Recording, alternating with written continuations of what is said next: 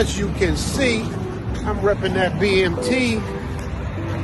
No matter where I go, no matter where I be.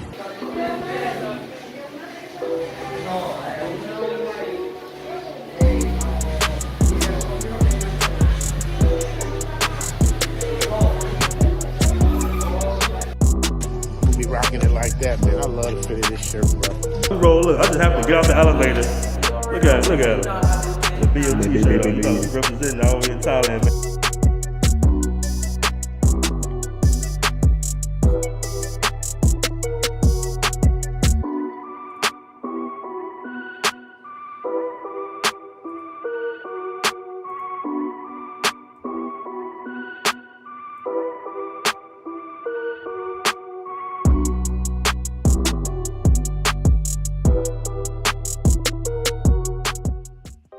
What's up, y'all? It's the Travel OG, and I gotta do my BMT commercial, man, for my BMT shirt, man. This shirt is so dope, man. It shows off your guns, fits your muscles, gives you room at the bottom for the belly, and then you repping the BMT brand, man. So make sure y'all pick up that BMT shirt, because it's fire. It looks good. He got them in different colors, and I'm telling y'all, man, the fit, it ain't that cheap. It's a real quality shirt, man. I love it, BMT. Shout out to you, man. Thank you for blessing me with the shirt.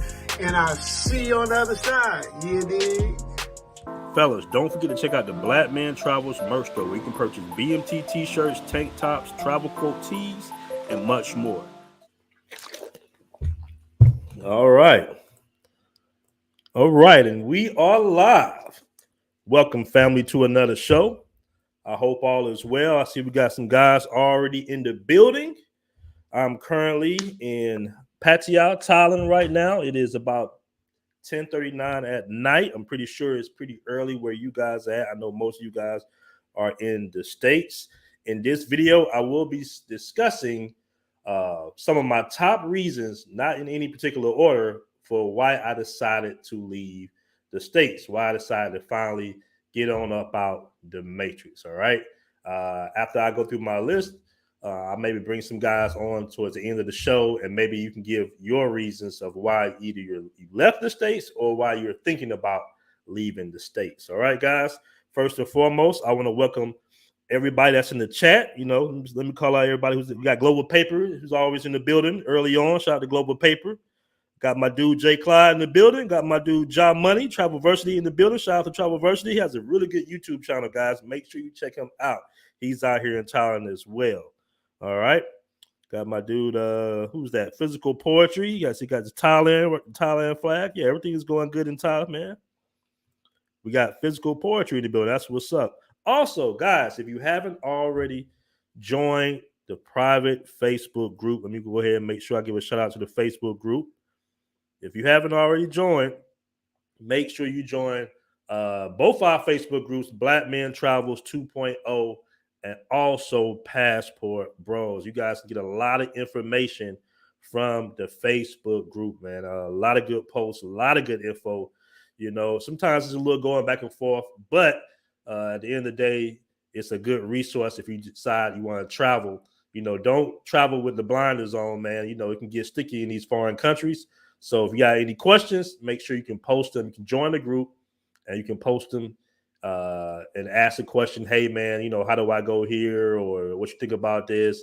And guys will give you information. The good thing about a group is guys give very detailed trip reports. They give very detailed trip reports. So if they go into somewhere like Istanbul or some, you know, country that most guys aren't familiar with, Malaysia, Indonesia, you know, Vietnam, guys will put that trip report, then that can kind of give you a guideline if you want to go there, if you're thinking about going there, because guys, you know, want to travel the entire world. I know we kind of focus on, you know, the big four, Dominican Republic, Brazil, Colombia, and now Thailand.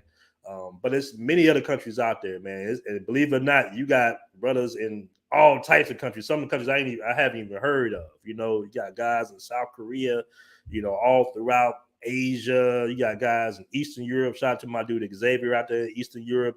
So you got detailed trip reports, information. So make sure you join the private Facebook group when you get a chance. All right. Let me see who's all in the comment section. Physical poetry, I'm not sure.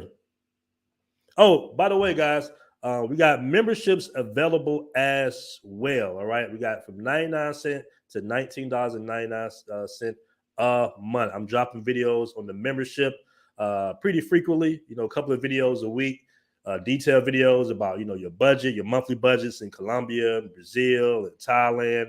So, guys, if you want to support the movement, support the channel, all the proceeds go towards, the blog, the mobile app, keep everything going. We got, guys that we work with to keep the website going. You got Devin out there writing articles, keeping us abreast to all the news going around the world. You definitely want to be abreast of the news because sometimes guys do ask crazy questions like, what's going on in this country. So we try to give you guys up-to-date news info on Brazil, Colombia. We got different sections of the website, of the blog, right, that we kind of keep up with all the news so you guys can, not be traveling uninformed because it can go down in these foreign countries, especially like during the election times and everything. I'm telling you, like when I first got to Colombia, I had no idea Colombia had so much political turmoil. I just put it to you that way, so you just want to know exactly what's going on because you do not want to have your vacation. It happened to one of my closest homies. He got down to Colombia and couldn't go nowhere, stuck in the crib. We was on we was on quarantine, daily quarantine. I think we had some protests, some riots, so we were just stuck in the crib. And I think right before he was about to leave, because he was down there for 3 weeks, they extended the curfew out there. So his trip was pretty much, he still had a good time, but his trip was pretty much messed up because he just didn't have the right timing of what was going on, like really during the elections and stuff like that. All right. Shout out to Vegan Vhas with $20 super chat. Man, I really appreciate that. Oh, that's Vegan Vhas. Okay, Vegan Vhas. He says, I'm currently living in Kuwait. Wow, Kuwait. That's what I was telling you guys. I'll travel to 20 plus. Hold up. Let me see. Hold on. I just missed you. I'll travel to 20 plus countries and actually fill up one passport. That's what's up, man. Congratulations. Every time I'm in the States, I'm fiending to get back out. Man, yeah, I understand that. I found the channel 3 days ago, and I feel like I found my tribe. That's what's up, man. Welcome to the channel. We appreciate that, and I appreciate that super chat as well. We got my dude Andre from Andre and Andrea Love Crossing Borders with 20 mil Colombian pesos. Man, I really appreciate that. We was on the stream earlier today, actually on Richie Rich stream. He says, join that membership on Facebook. It'll help your travels. That's for sure. Appreciate that. Shout out, Andre. Appreciate that. We got my dude Hannibal in the building. Yeah, do me a favor, guys. Hit that like button, man. Do me a favor, hit that like button. Like button is free. All right. Shout out to my dude Jay Clyde. He says those quarantine times in Colombia was just fine with me. Good times. You know what? I'm gonna be honest with y'all. Yeah, we was having a good time, even when the curfew was like 8 o'clock. It was we still got around. We still made, different moves. It's all types of fun, even though that we was under all types of restrictions. I think Jay Clyde and Grego was out there with me. Shout out to Men's Daily Advice and Encouragement Channel. He says, what's up, room? All right. Let's go ahead and get to the show. Dwayne Harris, stacking my money as we speak so I can live in Thailand. Everybody loves Thailand, man. Hey, Thailand's cool. Tired of being profiled and disrespected for being black out here. And we're going to get into that. All right. So we got 98 in the room. That's what's up. Do me a favor, guys. Once again, make sure you hit that like button. So I'm going to give my reasons for why I finally decided to leave the States. In no particular order, it wasn't like a single event that made me want to leave America. But, as a black man in America, as most of you know, it can be a difficult road to face. And things tend to pile up on you. It wasn't like anything that triggered at one time. It was just the energy was off in America. Things had gotten really bad, and I just saw a downward trajectory, for everything that was going on. And I knew something wasn't like, I said, man, I know people say it's the greatest country in the world, but I'm not feeling like I'm benefiting from being in the greatest country in the world, right?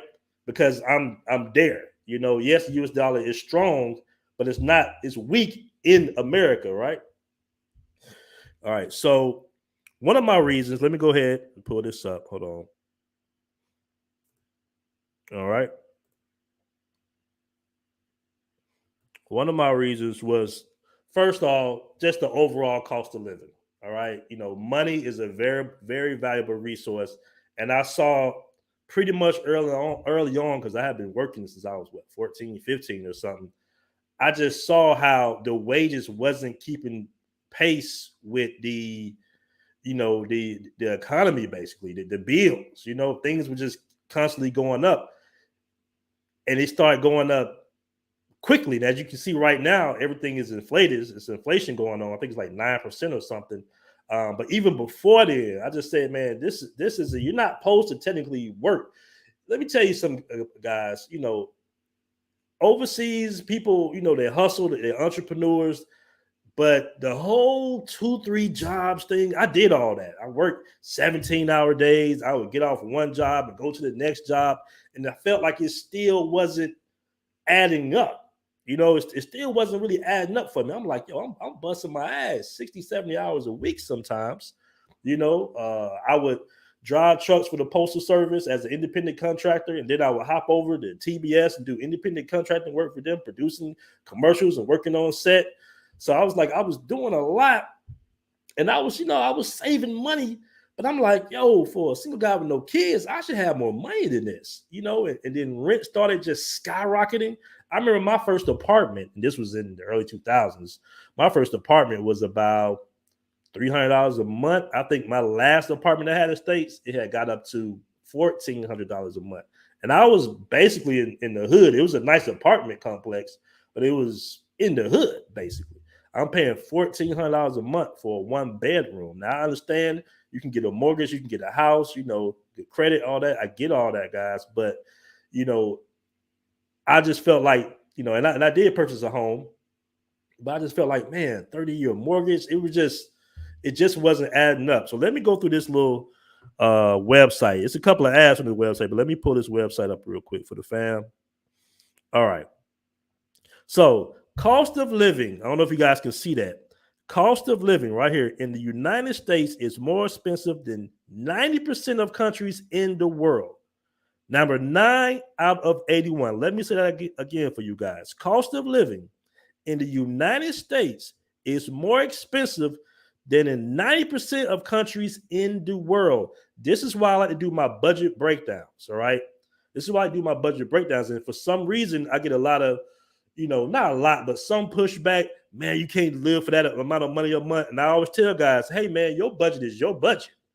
What you're comfortable with is what you're comfortable with. I've met guys in Brazil that live for under $1,000 a month. Does it work for me? No, not personally. But I have met Americans down there living off that, right? I've met guys in Colombia living off that. The U.S. dollar is extremely powerful overseas, but like I said, it's very weak in the States, and it's continuing to be weak in the States. You're getting less and less value for your American dollar, which influences your life, your lifestyle. Less sleep, more stress, working more hours, which is very difficult on the relationship, right? You got 50% of black men not even married in America right now. You know why? Because it's just too expensive to get married, and black men work so hard for their resources, all right, that they don't want to risk getting it taken away. I had a friend of mine. He owned his own truck. Purchased his house cash, then got married after he had his house, after he had his truck. And of course, first thing he lost in the divorce? What did he lose? Even though he had this house before he was married, he still lost his home.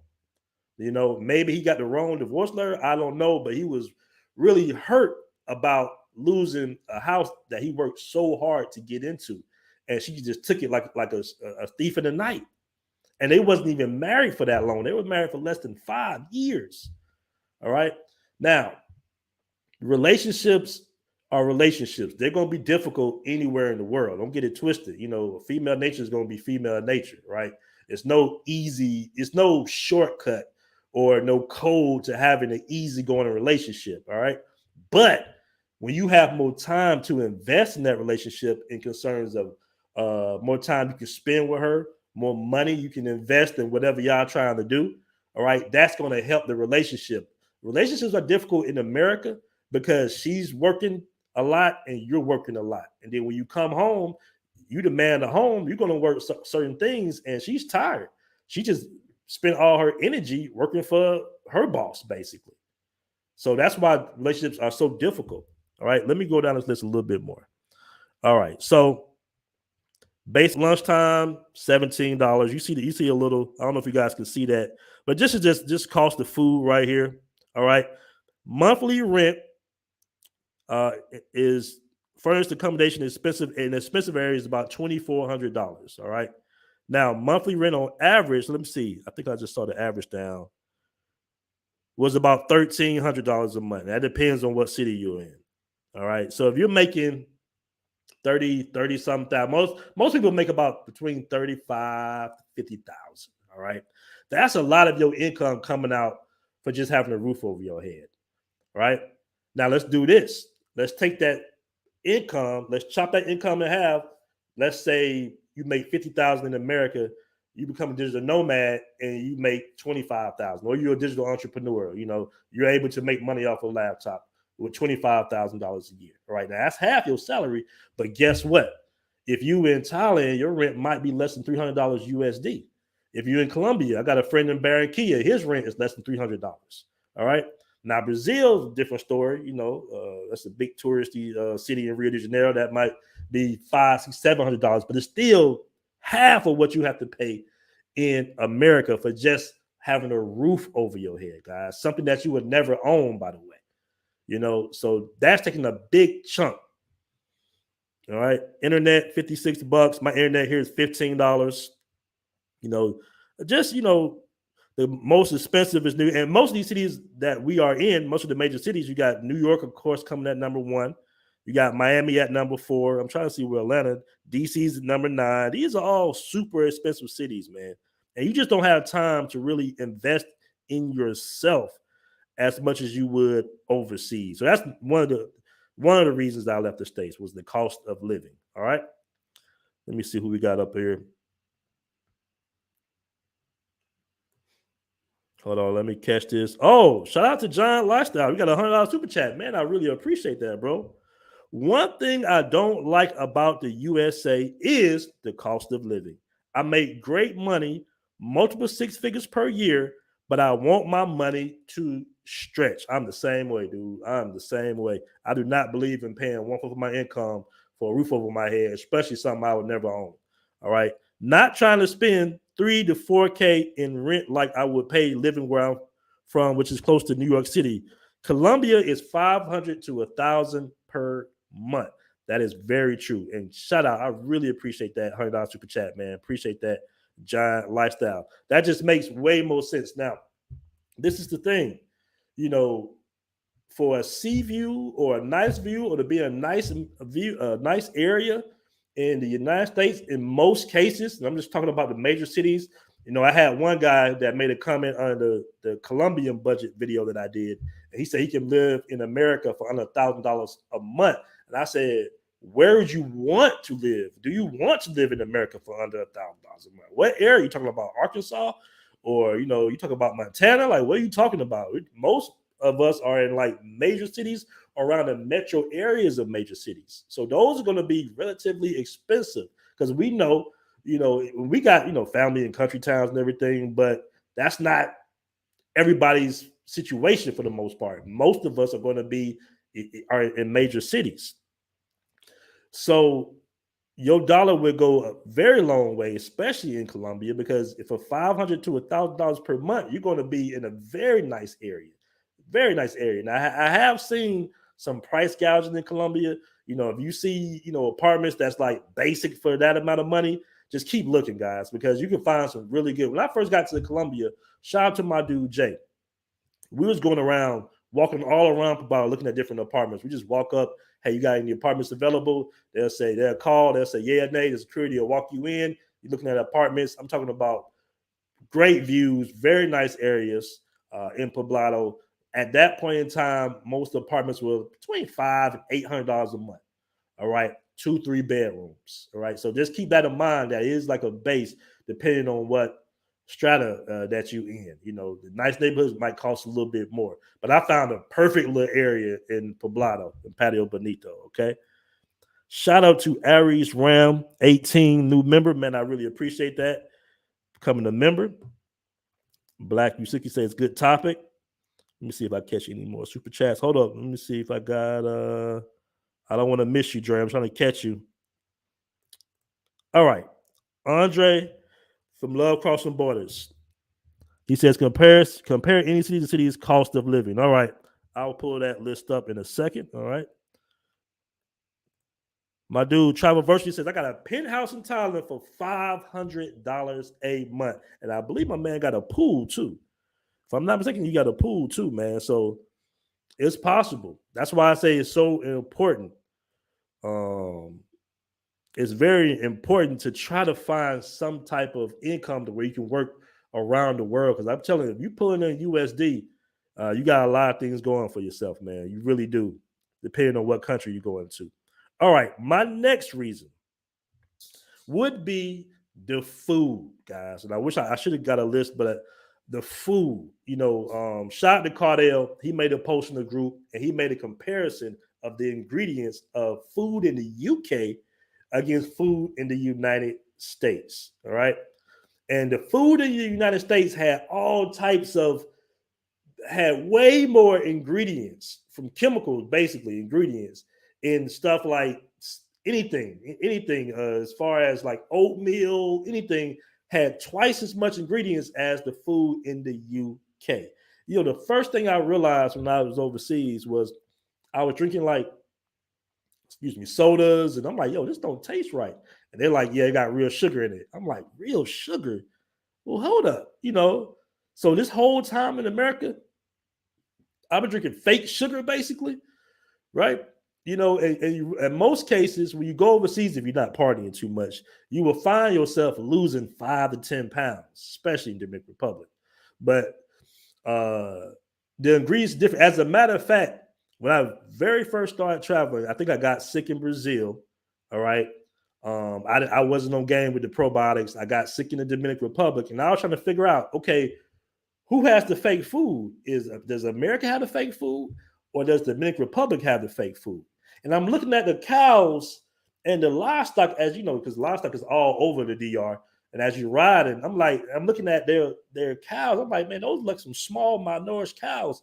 But those are the actual size of how cows are supposed to be. They're not supposed to be these massive, things, because they feed them all types of steroids and all types of crap to make them bigger.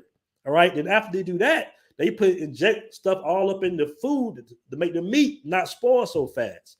So the food is a big issue in America. We should be burning down politicians' homes for all this clone meat that we eat. It's very difficult. Even if you go to the health section in America and you look at the back, they will cleverly disguise things that you would think would be healthy. Like we thought soy was healthy. Soy is not healthy for men, And it might have like a little farm on there with some plantation, and they'll say this, vegan, that. And you look at the back, it has more ingredients in the so-called healthy stuff than in just something regular.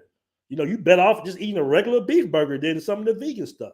So the food is a big issue. Another thing is, do you even have time to prepare your own food in America because the cost of living is so high? You working so much.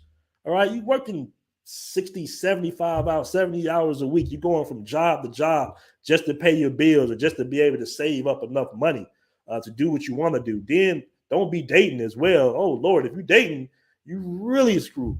All right. Because these women in America, they want to go to the nice restaurants. A bill might be $100, $200. You're going to foot that bill. So everything is so expensive. So you're working more. You don't have time to prepare your food. She doesn't have time to prepare your food, really, because she's working, trying to keep up with everybody. The food thing, man, Americans are very overweight in comparison to people overseas. All right? Very overweight, man. People recognize us because of our weight and our size, more likely. Like everybody know I'm from America because how big I am, right? Off rip, especially in Colombia. I had a homeboy when we was in quarantine. My homeboy Alec, he was, small guy, slim guy. They thought he was Colombian. He threw that Colombian jersey on there, so he was Colombian. So they wouldn't stop him. He'll walk right in the store and not have an issue. As soon as that come about, they're like, "Oh nah, man, you American.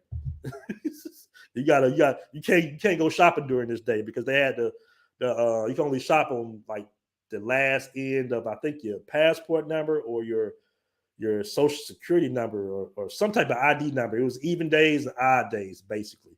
And they would usually do that to the tourists in Poblado because they know the locals, they got to shop. Some locals don't even carry IDs on them. But for the tourists, they want to see your identification to see, hey, this is an even number day. Your last number is an odd number. You can't shop, right? And I'm like, damn, how they pull me out of everybody because of my size, right? They let Alec walk right on through. No ID. They thought he was Colombian. They thought he was Black Colombian. All right, hold up. Let me see. Let me scroll up. Okay, I got a couple more super chats here. All right. We got D May with the $4.99 super chat. Man, I really appreciate that. He says, I moved to San Diego from New York City 2 years ago. Rent is $3,000 a month here. The only thing keeping me here is pro basketball. This is a robbery. Oh, yeah, that's super expensive, man. I really appreciate that super chat, by the way, D May. Hey, man, I actually know a guy, a friend of mine whose homeboy plays basketball in Sao Paulo, Brazil, and he speaks. I think it took him a couple of years to learn Portuguese. So I don't know if you want to look into that, but you can play internationally overseas, and that guy's having the time of his life, I heard, out there in Sao Paulo. All right. So you might want to look into that. We got my dude Yoga in the building. What up, Yoga? What's happening? All right. Let me see if I can read this super chat by James Stewart, the member. I appreciate that, bro. $5 super chat. I think that says no product in hatchery has been crap on as black man's face. It has been uplifted as the white and face. Bro, can you let me, because I don't really understand. You got some words kind of cut off a little bit. Do me a favor, and if you can, write that comment once again, because I don't understand it really. Apologies. Yeah, Larry Dawson, high fructose corn syrup. That's right. I know most of you guys in the documentary on that. High fructose corn syrup. Yeah, it puts a lot of weight on you. Very dangerous. All right.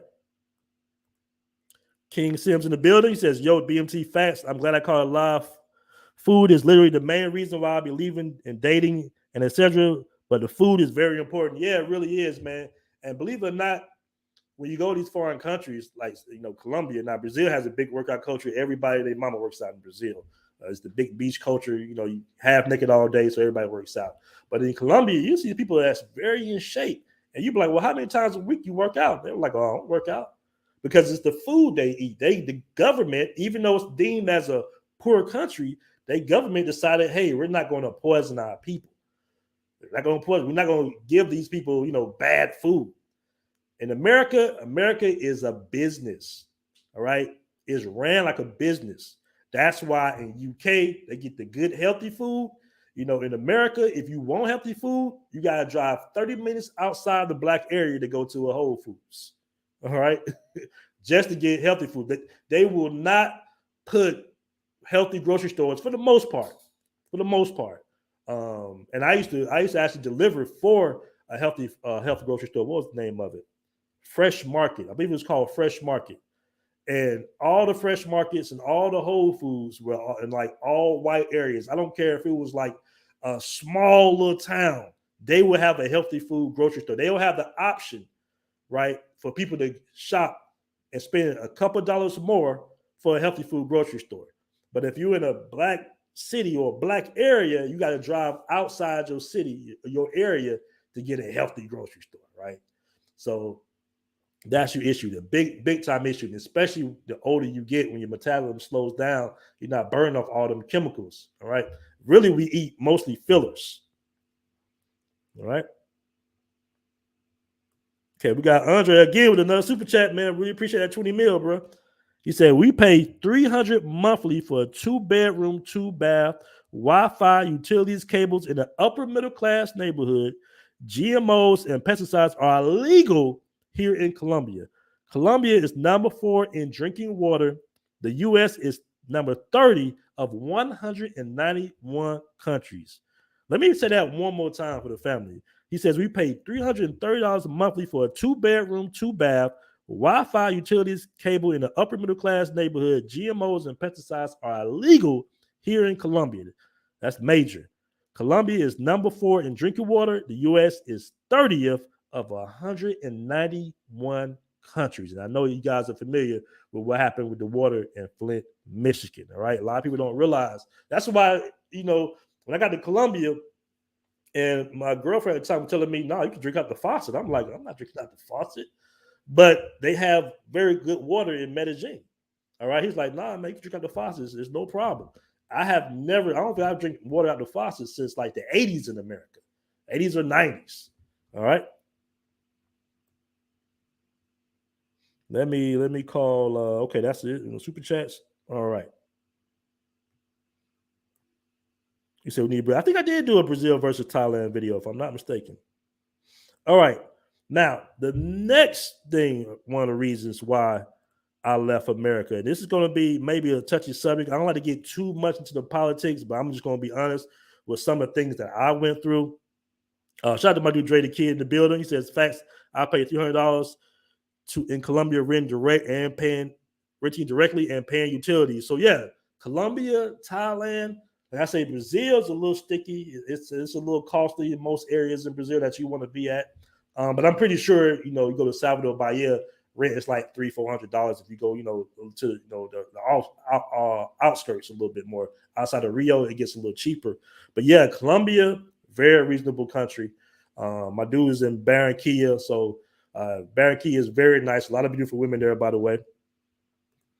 And it's very reasonable, as you can see. Now, we got Mailman Mo with the $4.99 super chat, man. I really appreciate that. He says, people really don't understand how bad the food here in the U.S. is. It's killing them day by day. That'll be my main reason to relocate. And another thing is how it's set up in America as well, man. I had a little convenience store like bodega at the bottom of my building in Colombia, with a little old lady, a lot of fruit, a lot of vegetables. She'll tell me, hey, you stop eating so many chips. Like it's just a beautiful thing with the culture here. Beautiful thing, in Colombia and overseas. Let me shout out to we got another super chat by Xavier Lancaster. He says, salute. I think it says BMT family. They feed the cows corn. Corn isn't good for their digestive system. Grass filled with chlorophyll is what cows should be eating. Most definitely. That's very true. All right, let me answer this question real quick and I'm going to get back to the list. Okay, Men Daily Advice and Encouragement Channel says, so the price of living is starting to increase in Brazil. I think it's always kind of been up there a little bit, if I'm not mistaken. Keep in mind, you have a beach like right there in most cases, $700-$800 a month. You can go to different services. When I was in Baja Juca, the average rent was about $500. The locals were paying about $300. All right. So it's not bad in Brazil. It's still much cheaper than the United States. All right. Now, my other reason for leaving America, and I'm gonna be honest with you, was the healthcare. The healthcare is just way too expensive. At my last job, I was paying $125 a week for healthcare. They had this crazy relationship with the postal service where we were forced to pay what was that, almost $400-$500 a month for healthcare. It was crazy. It was a lawsuit. It was all types of stuff. But the healthcare was crazy expensive. Not only is the healthcare expensive, a lot of us as Black men, we don't like going to the doctors. I don't like going to the doctor either, especially in America. We have a stigma about going to the doctor really because we don't trust. We have a big distrust as Black men with going to the hospital. All of us, the majority of us, all right? We try our best to not. We can have a bone sticking out our elbow, bro. We be like, nah, we ain't going to Grady. Especially when you're young, you go in there for a cold or something, and you end up with some type of disease, or you end up dead even, right? I had a friend of mine this is somewhat of a painful. That's why I was saying this. I'm gonna get a little personal, but I had a friend of mine that went to the hospital. I think we was like maybe I had to be 12. He had to be like 14, 15. And he went to the hospital for like a common cold or pneumonia or something. And they gave him the wrong medicine that he was allergic to, and he ended up dying. So it's always this medical malpractice of the reason why we don't want to go to the hospital. But I'm gonna tell you guys right now, you can be comfortable going to the doctor and going to the hospital in Colombia. Colombia has very good healthcare system. All right, it has very good hospitals. All right, I had all types of distrust towards the doctors. I try my best to find a black doctor, but most time a lot of black doctors be booked. It's just a big distrust. When you go overseas, you can go to the doctor comfortably. $85 payment to the doctor in Brazil. I got a doctor in Brazil, I got a doctor in Colombia. It's not that distrust as much as it is in America. So you're more comfortable going to the doctor. Another good thing is overseas is you don't have to get a prescription for most of the medicines that you're going to need in your everyday life, right? In America, you got to go to the doctor, you got to pay money to go see the doctor, you got to pay the copay. Then at the doctor's discretion, he might prescribe you something, at his discretion. And a lot of times they get you hooked on the drugs to keep you coming back, all types of BS with this financial healthcare system, when in most cases, in a lot of countries overseas, the healthcare is free. So there's no initiative for the doctors to misdiagnose you. I'm going to tell you another thing that happened to me. When I was about 33 years old, I was supposed to have surgery on my knees, right? The doctor said I needed surgery on my knees. I had real bad knees. My knees were hurting all the time, just aching. I mean, it was so painful. And the doctor's like, yeah, you need to drain some fluid out your knees. And you got to get surgery. It's costly. Even though I had medical insurance, it's going to be a costly surgery. And, I said to myself, I said, you know what? I said, and I asked the doctor, I said, what if I, lose a little weight? What if he's like, no, you need to, get this drainage, off your knees. That's why it's so painful. So against his advice, I lost about 20 pounds in about 2 months, had no pain once again. I also started taking black seed oil. That helped out a lot too with the blood flow and circulation. I would ask, more holistic doctors and, my moms and all that. I just asked them information like, hey, because I didn't want to go on the knife. I'm like, man, I'm 33 years old. I shouldn't have to get surgery on my knees at this age. And, lo and behold, my knees are just fine to this day. So I didn't have to have surgery. But remember, they get paid for stuff like that. They get extra money for surgeries. So it's always an initiative for them to misprescribe you, misdiagnose you, get you on the knife, get you on the table. And most men, we can feel that energy. We know that, okay, you sure I need surgery? Or you sure you take this medication? Is there any natural things I can do? Is it, can I work out a little bit more? Can I eat a little healthier? They won't even give you that. But I can tell you right now, your foreign doctor would give you that. As a matter of fact, I just went to the pharmacy, all right, and asked them about, some things. And the pharmacists here are like nurses in Thailand. They will break everything down to you.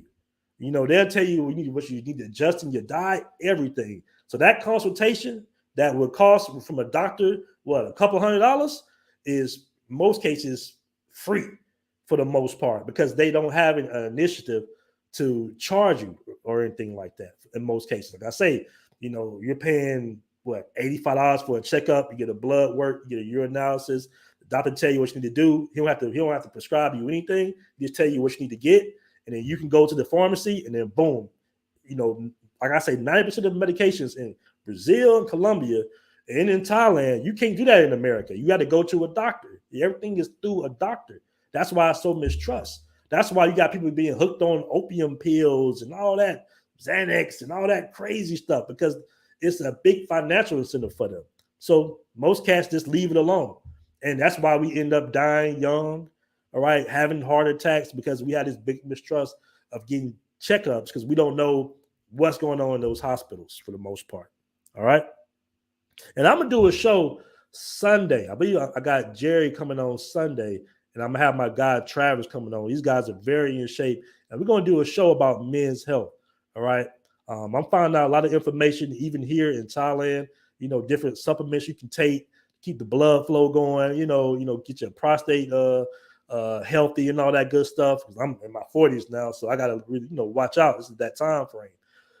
So I'm gonna have a health show. You guys can come on and give us tips on health. All right. Shout out to Neil Stewart with $10 super chat. He says, Professor X, good to see you here. Keep civilizing them, bro. Aaron, how do you plan to split your time between Thailand and Colombia? I'll be in Colombia soon, man. I will be in Colombia soon. And now if I can split my time in Thailand, Colombia, that's a very good situation. All right. Shout out to Blue Collar with the $5 super chat. He says, shout out to the Black Sea and the oregano oil. Yo, you know about that Black Sea oil? Know about Black Sea oil? I still got guys hitting me up about black seed oil and Tonkat Ali. All right. And I'm going to drop a link in a second. All right. Now, the next subject, the next reason I left, I'm going to be honest with you, was just the police, bro. The aggressive police in America, the aggressive policing. I had a few incidents a couple of years ago. Me and my little brother, who was, flipping houses, basically. We had a dispute with the basically a squatter, and the police came out there and pulled guns on him, then turned on us. It was just the police in America has gotten I know you see all the videos on Facebook. It's just gotten way too aggressive, way out of line. And I had another incident. All right. I had another incident. I'm not going to say which city, but I had an incident where me and a family member was pulled over for no reason. He said that our lights we had our bright lights on, which was a lie. So we said our high beams on.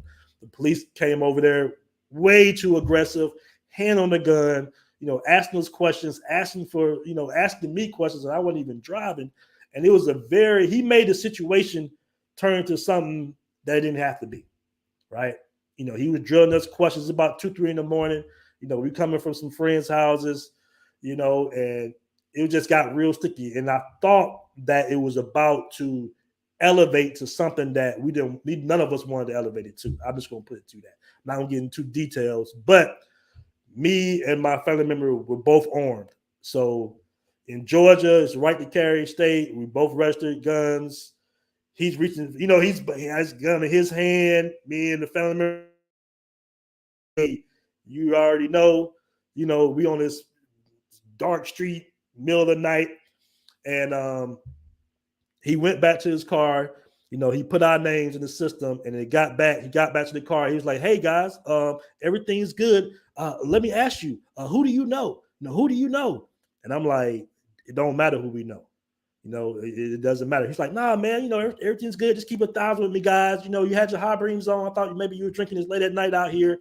But I just need to know, like, who do you know down at the station? And I said, listen, I know your boss, okay?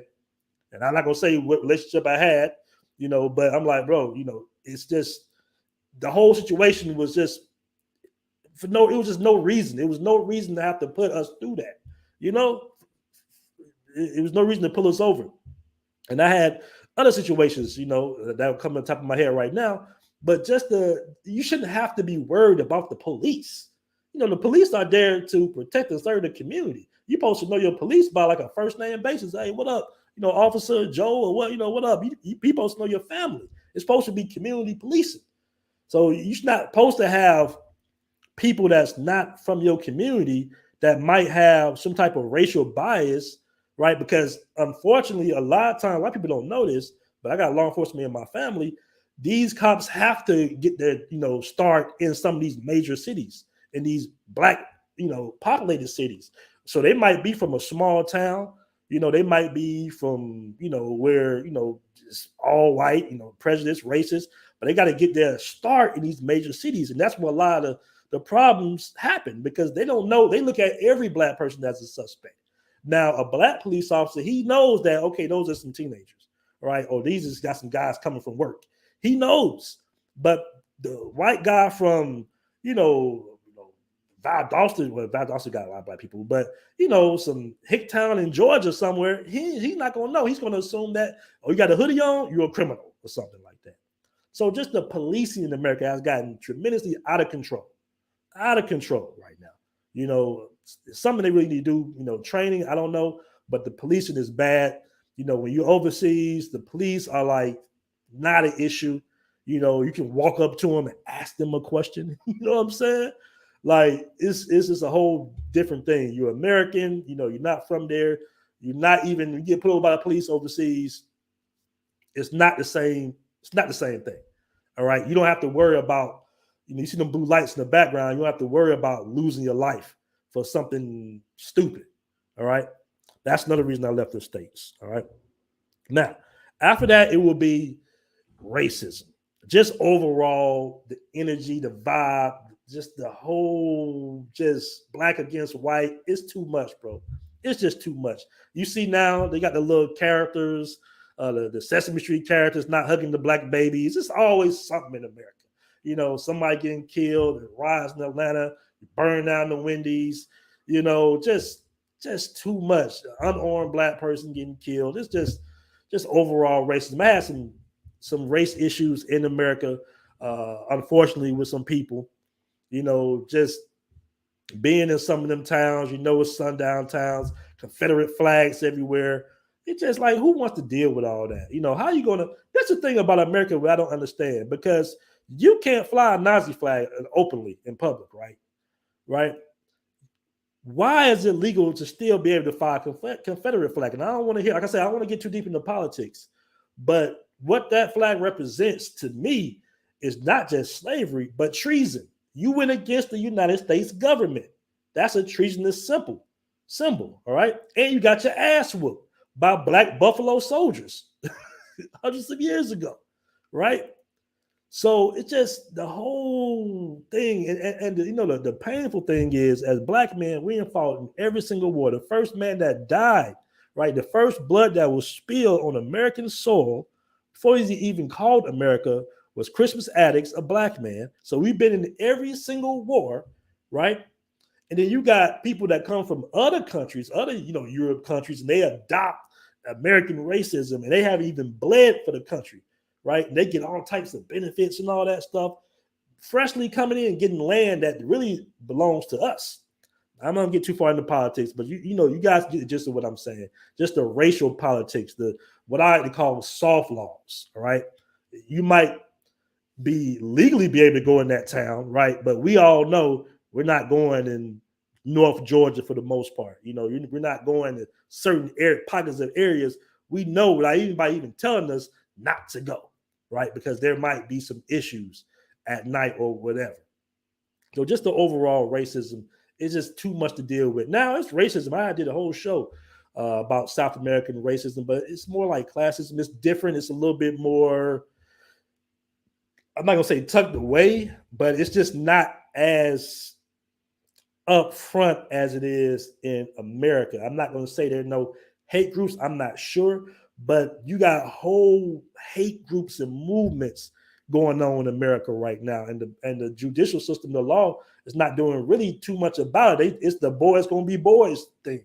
It's like, hey, the boys gonna be boys, whatever. Let them do what they want to do, and that's just not gonna fly with me. So that's another reason I left America. All right. Hold on, let me catch this. Shout out to, I can't pronounce that. That's Ty Wrighton, I believe. He says, true BMT. I've walked in Thai stores and never been followed by staff. Never felt bad. That heavy cloud of racism overseas. I've had Thai people take my side plenty of times, actually over people. Yeah, man. They're not endowed from birth with racism. Like in America. As soon as the kids start forming words to speak, they already know derogatory terms and derogatory jokes toward black people. Like it's just entrenched in the culture there. You grow up over here, you grow up over there, and even when you try to work together, it's just not sometimes all the way genuine. Then you got to work for these folks, you got to pay these folks your bills, all your bills. It's just like, man, it's just too much, right? It's just too much. And guys, let me tell you something, man. You deserve to be able to live non-stressful lifestyle. You deserve to be in an environment that you're investing in, that you're in, a community that you're in where you feel safe, and that you're not getting harassed by law enforcement violently. All right. Now, don't get me wrong. Overseas, you can get shook down. I just watched a story about a guy getting scopolamine, getting drugged in Colombia, and the police was able to stop the girls from leaving. The security called the police. I believe the guy's name Tobias. I think it's Tobias Traveler, or something like that. I should be interviewing him sometime this week. And he was saying that, the security noticed that he wasn't with the girls when he left the apartment. So they stopped the girls from leaving. They called the police, and the police got there, and he was able to get his stuff back. But he didn't get all his stuff back, right? He didn't get his laptop, and he didn't get his cash back. So he said, I guess that was his fee from the police, whatnot. So the police in the overseas is very sticky, all right? But it's not a situation to where you're going to get shot for no reason. In most cases, all right? 99% of the countries overseas, you will have a different energy with the police, if you understand what I'm saying, all right? So, guys, let's see. Oh, and the number one reason, and I said it was not in no particular order, but let's be honest. One of the biggest reasons is the dating. The dating in America, all right? The dating in America is trash. All right, let's be honest. Let's call it a spade a spade. It is trash in America, man. If you're a guy, just it's just backwards right now.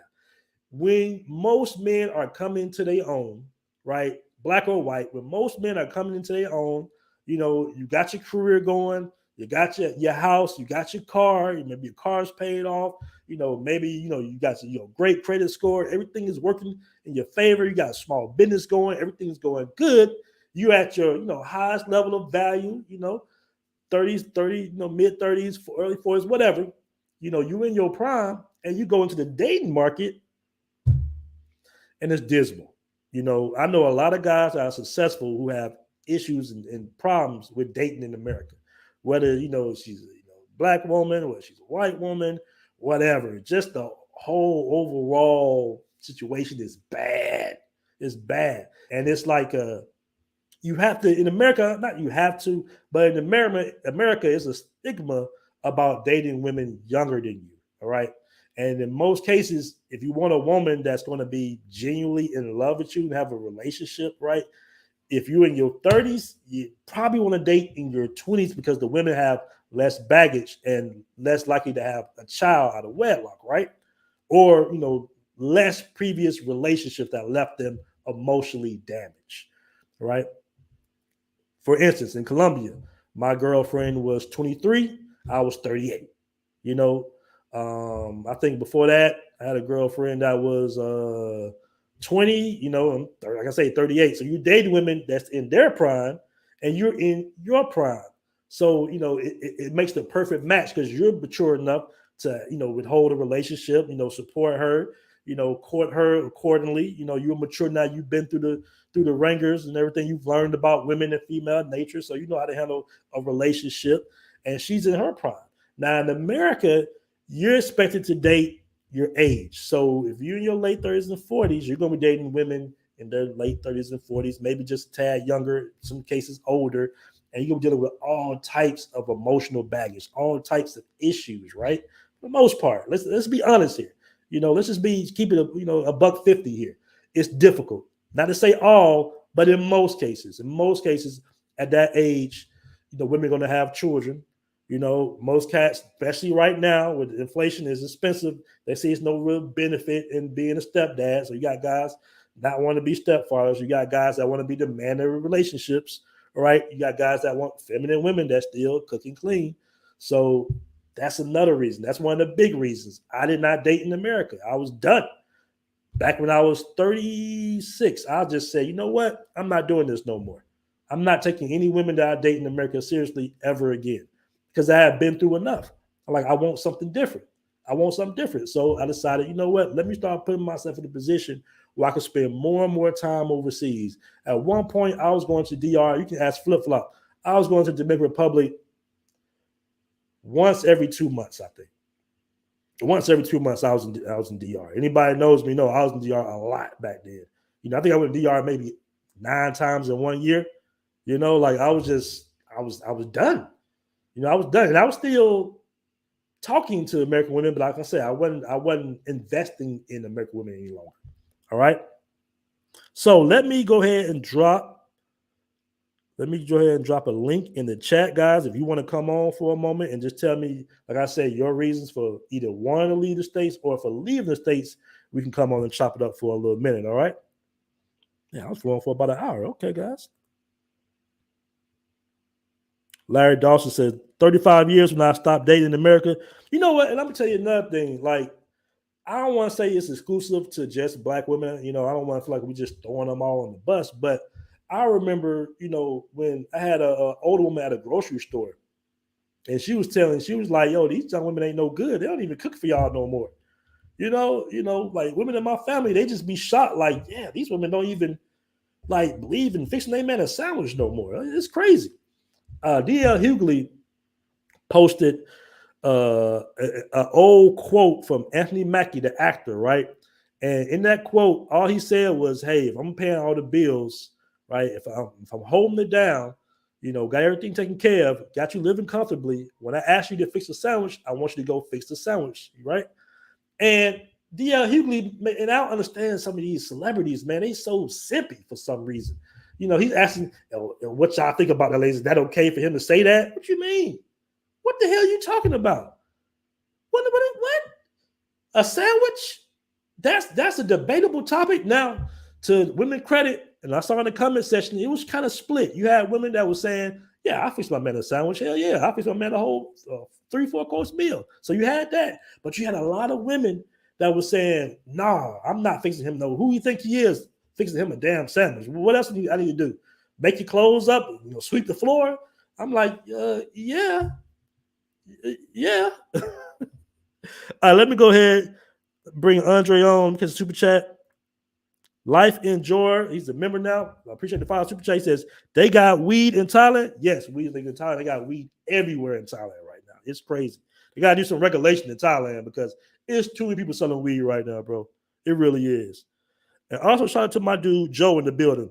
So I'm gonna go ahead and bring on my guy Andre from Love Crossing Borders. What's going on? You fresh today, man? I see you got the black on. Hey, I got other channels to record for, and you know, we got some political channels, so I record for those, and then we got Love Crossing Borders, and then we just finished recording for Andre's channel, so that's what I had to do. But this is such a good topic for men to take advantage of. Is that I had to come on because, you know, I've been living outside the States for 5 years and doing consultations and helping people, and you've been living outside the States for quite a while, and everything that you're saying is absolutely correct in regards to the health benefits. I've gotten so many examinations here, which I couldn't trust the doctors in the United States. I really couldn't. But when it came to hold on, Andre. So you had the trust towards healthcare as well, right? So the doctors as well, right? Yeah. And now is that like more of a, that's like almost all of us, right? For the most part, that's black men in general. We don't like messing with the doctors and going to the hospital. No. And why do you think that's like? Why do you think that's the reason? Like, what's the reason you think is behind that? Because it's like you born knowing don't go to that damn hospital. You know, we can have, like I said, you have a bone through out your elbow. You're not going to Grady. Ain't that right, Dre? You don't want to go to Grady. Yeah, that's correct. Unless you're dying, you don't want to go to Grady in Atlanta. That's right. You know, you don't see, like our football coach used to say, he said, "If I don't see no blood or bones, you all right." You all right. See no blood or bones, you all right. Get back on that field, boy. And so now you're more comfortable with going to the doctor now in Columbus? A lot more, because the other reason is, it's like you were saying with the pharmacy, they're so thorough here, extremely thorough with the information.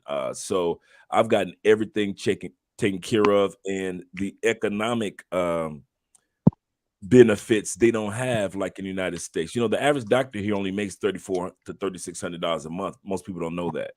They're not balling out of control here. A lot of the doctors also are some of those very, very smart Cuban doctors as well. They come over from Cuba to the United States. I mean, to South America, especially to Colombia, and and they work and they have their practices.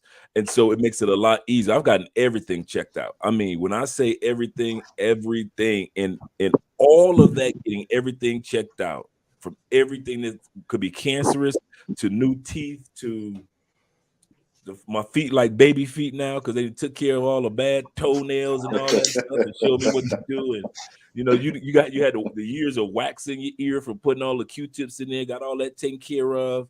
I mean, just all the details, all the little minute things that you want to take care of. I've gotten all that done, and it cost me less than. And we're talking about in a 2-year period with our insurance being only $100 for 2 people a month. And it's the best insurance, that's sewer insurance down here. We paid in copay for 2 years for me, like $30. Like $30 in copay for 2 years. And I got a book of all my medical examinations and checkups and everything. And so for $30, and I'm like, I think I told this story on our channel. I've actually met men that have come down here for cancer surgery because it was better quality and a tenth. One dude said I would have paid, he said out of my pocket I would have paid $12,000 copay for my little small surgery in the States. He said I just went ahead, came down here and paid $1,200 out of my pocket for the exact same surgery and better care. And better let me ask you this. What do you think that would have cost you in America? Oh man, just on the copay for 2 years to get everything checked out. Oh man, I'd have been in the thousands upon thousands, man. I kid you not. It's the more I do for myself outside these countries, the more that these countries take care of us, the more amazed I am of men still living in the United States. Other than your family and your finances, I understand those two. But other than that, if you a person where, you know, mom has already passed on, God forbid, and grandma, like in my case, the major matriarchs and patriarchs of the family have passed on, I had no reasons to still remain in the United States. I have no kids. I have no responsibility. Some of you guys have your kids, they're older, so you don't have the responsibility of raising a kid because they're already adult. And I don't see how y'all doing it. I don't see how retired people are doing it on Social Security. You know, our other channel talks about Social Security. I don't see how you're doing. The average Social Security recipient is $1,400 a month. And I don't see how you are still sitting up there making life decisions between gasoline, groceries, and your prescription drugs when you can just go to Mexico. You can just come to South America, and that $1,400 a month is worth almost $4,800 to $5,000 a month in spending value in South America. I do not see how y'all do it. I ain't got no, let's put it like this. I ain't got a grandkid that I love enough to sit up there and struggle for just to see my grandkids. And you live in the era of where you can just do video chats. You ain't even got to see them little grandkids, except for when you want to see them, you go back to the United States, hang out with your grandkids, show them how much you love them, bring them a few things from South America, and head on back. And you staying there and struggling every day, and you don't even see your grandkids every day, and you struggling every day. I do not see how older people are doing it. I don't get it. I do not. Over 50% of the United States has retired at 62 years old with Social Security. That means that almost a 20 to 30% of their Social Security they will never get. They will, when you retire at 62 instead of 66, because it moved to 66, 67. If you retire at 62, you lose a humongous chunk of your Social Security that you were supposed to get at full retirement. And you never can go back and get that. You can never go back and say, well, can I get my extra because I'm at 67? Never. That's gone for the rest of your life. The average person that gets Social Security in the United States at 66, 67 only lives another 10 to 15 years because of the medical and the food that's there. I don't see how you. I'm sitting back and I kid you not, Aaron. The more I'm outside the United States, the more I look at U.S. citizens like, what the are you doing? Facts. It's Dre the Kid. What's going on? Hey man, I'm in here following along. All right. What type of jersey is that, man? Is that the Barracuda jersey? Bro, you know I got all the Colombian jerseys. That's Okay. the Colombian jersey. Yes, that's Colombian I national got jersey. all. I got the polos. I got all. Hey, that. let me. I don't know about Colombia, but I know in Brazil, if you got the opposing team's jersey on and Flamengo lose, man, watch out.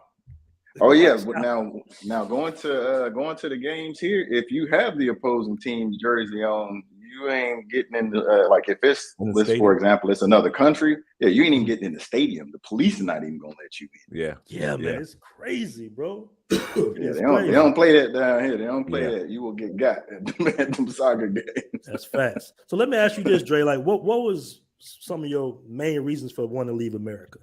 My main reasons was I'm talking about Dre. That other Dre. Oh, the other Dre. Okay, other Dre. This Dre. DRE. Mostly everything that has been said. You're living in America. I mean, I pretty much retired government-wise a couple of years ago. So I was living that lifestyle in the States. I own my small consulting firm out of Atlanta. I was making money doing that. But it was just boring. The dating got to be repetitive. I got divorced many years ago. My kids are pretty much grown now at 18 years old. I'm like, what am I really doing here? I traveled the world before coming down here and living. And I sat back and I looked at it and I was like, what am I really doing here? I love traveling before. I'm just sitting around here living an easy life in America, but at the same time, it's like I felt like I was wasting money because I lived fairly easy. And then you move out of the country, that same money, now it goes 4 times longer down here. Facts. Plus any additional money that you make. And at this point, now I began to start saving money, saving even more money because I'm not spending money on, for example, I know in Medellin, there's a spot where Budweiser was going for like 2,000 pesos with the exchange rate. That's like 50 cents. Mm-hmm. Where in the world in the U.S., and then I use that as an example because that's an American brand that people can identify stateside. Where in America can you buy that same brand for 50 cents? That's how big of a markup it is. Mm-hmm. That's facts. Rent, utilities, all that stuff. Now my situation's slightly different because I do have a cedula and everything else, but so I pay Colombian rates, but on the high class side, so to speak, upper middle class side of paying. But it's only $300 something, just like the other Dre was saying. $300 something, man, utilities, Wi-Fi, all that stuff. $300 something. It's a nice apartment I'm in. It's pretty big, got the balcony, got nice. I see all of this city from my balcony. It's $300 a month. Where are you gonna live at in America for $300 a month for everything, basically? A trailer. Exactly. You're not even getting that. You're not even getting a trailer no more. That's right. I sent you that link, right? Trailer's going for like $1,500 a month. I'm like, damn, a trailer park got too. You're not getting that. But it was just the totality of everything. And I have a lot of opportunities working with the government down here occasionally when I feel like it. But just the quality of life in general, living abroad, is just that much better.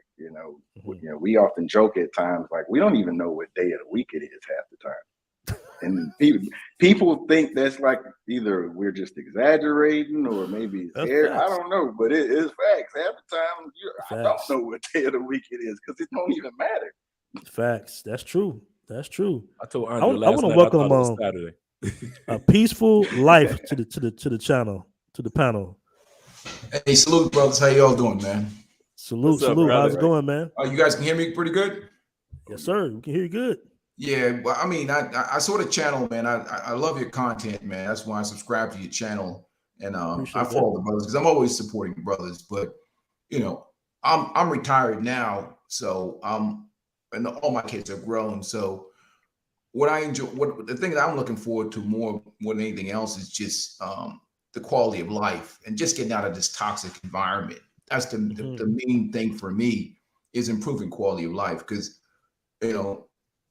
I'm one of those guys that are a big supporter of the brothers, traveling, big supporter of male empowerment, male advocacy. making sure brothers are happy, because the type of deals that I think a lot of the brothers are getting here in America is just trash. So, and the reason why I responded on the chat with a lot of things in law enforcement, because I've done 22 years in law enforcement. So I'm real familiar with the environment, how they perceive things and how things work and operate. But even worse than that situation is even the problems that we have within the culture for ourselves as Black men, especially if you're a good, honorable, honest, hardworking Black man with his head screwed on right. I think the deals that are offered to us in terms of women, in terms of in the culture, in terms of respect, in terms of what the community is, just a bad deal. And that's why I'm a big supporter of brothers trying out, traveling overseas. And I came up with the term relationship capitalism, and it's all about empowerment. You know, nobody's going to take care of you like you. You only have one life to live, and brothers got to do what's in their best interest, because anything you're trying to do for the community at this point right now is just altruism, and your life is just going to be that of a sacrificial animal, and nobody wants to live the rest of their life altruism as a sacrificial animal, unless you're a fool. And not going to happen, you know. So hopefully I get out and do some more travel. I'm looking to do a half and half, because I still got a kid that plays college basketball. So I got to get back for it. He's 20, 21 now. So I got to get back for his game. So Colombia's looking good. That's why I told Dre I got to do a consult with him. And I don't know. Southeast Asia is a hike, man. You talk about like 20, 25 hours. I'm on the East Coast in the U.S. That's a hike of a flight, man. So I got to. It's a flight, tough, man. It's a flight. I'm looking at Colombia.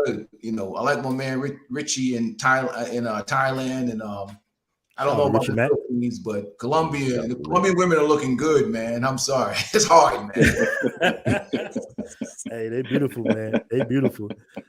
I want to welcome Vegan. Is that Vegan Vias? Vias. How's it going, bro? Which is like travels in Spanish. So like vegan. A little alliteration. Okay. So tell us what's your reason for, are you living currently outside America, or? Vegan, you there? Yeah, go ahead. Can you repeat that? Are you currently living outside of America, or?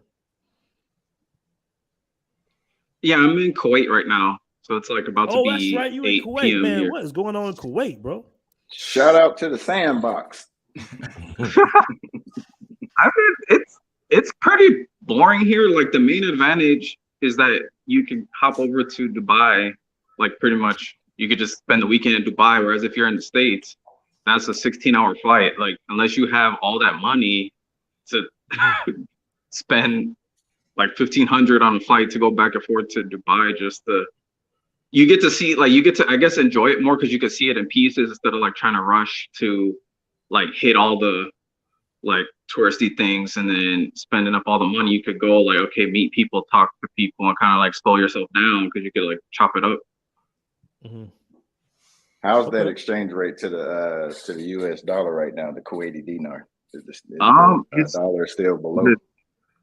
Yeah, $3 equals 1 Kuwaiti dinar. I mean, their current always going to be stronger because they like their actual population is way smaller than ours. So like all that oil money is for like a small percentage of people. But the majority of the people who are working here are from like the Philippines, Sri Lanka, India. They're just like from all countries. So I guess that's where the US dollar comes in an advantage, because if you're getting paid in like USD, you're still living on the Kuwaiti economy, but they're more like you get service. So like if you want to get something done, like I paid someone $30. So every day they wash my car, I paid them $30 for the whole month. And every morning they wash my car. It's like little stuff like that. Where in the States that you don't really get service industry unless you're spending like thousands and thousands, or like people run to come carry your groceries and carry your bag. And like, even if I tip them like $1, like they did like a lot of work for that dollar. Like, so it's little things where it's like maybe their currency is still stronger, but it like balances out with what you get for the money. Okay. That's a good point. Let me catch your super chats. We got O with $9.99 super chat, man. I really appreciate that. He says, "You're speaking the truth, bro. I just got back from Colombia, looking good, going back ASAP. We got a lot of guys loving Colombia. We got Neil Stewart with a $5 super chat. The Tuskegee experiment. I'm sure we're all familiar with that. Yeah, I'm familiar with it. I used to Google that, Aaron. That's specifically asked for a black doctor in the Matrix. I do as well. Shout out to No Guarantees with the $5 super chat, man. I really appreciate that. He says, black men's skepticism towards the system in the States is well placed. Yes, we know it is. We definitely know it is. I got another one by Yoga. Shout out to Yoga. We got Tuskegee excitement. All right, I think he meant experiment. All right, let me get. I think I got a question for you down here, Dre, too, on the super chat. Let me see if I can find it real quick. It was something about, did you do a show about the Colombian healthcare system? Actually, we did one on. I think I saw that one. We actually did a show on the 11 reasons why you should have moved out the United States yesterday. And in that episode, we talked about the Colombian healthcare system. What I'm going to do is, I'm glad I came on this show or listen to you, because I'm going to do one on the ingredients of foods compared, because it is completely different ingredients, comparing ingredients in Colombia to the United States when it comes to food. Even if you open up a bag of Doritos in Colombia, it tastes nothing like a bag. It tastes totally different. Yeah, Cheetos, all that stuff different. Mm-hmm. Completely. Right. If you've never had Doritos that had a crunch and a flavor and a completely different animal, and so I want to combine that with the healthcare system, as well as talk about the insurance options that individuals have here. I love just one of the simple things. I love when I see so many brothers come down here and they're getting their teeth taken care of. Whether they're getting whitening or whether they do like I did, getting veneers, and guys are leaving and going back to the States with such confidence and such like, man, I've always wanted to get this done, but it would have cost me $15,000 in the States to get veneers on this level. And now look at my teeth. I'm looking, I'm feeling like, that confidence that they just in that little area to take back to the States. And now they're feeling like, if I could take care of my health in this area, what else can I get? And so that's what we're going to talk about on the episode in regards to ingredients as well as healthcare. And so you'll understand what the insurance is like if you decide to move here, as well as if you don't, what some of the things that you can take care of while you're here on almost like a health tourism type of thing. So we plan on doing that one next week. Okay. Let me welcome the Mikey story to the show. How's it going, bro? What's going on, brother? How's everything with you? Hey, man. Everything is everything. I'm out here in London. And I just wanted to chime in and just say, everything that has been said so far in the panel, I can attest to it. I agree to it. And there is something I just wanted to say. But before I say it, I just want to apologize in advance and just say, I hope what I have to say doesn't offend anybody, because it's just strictly my opinion. All right. One of the things I, have discovered about the time I lived in the U.S.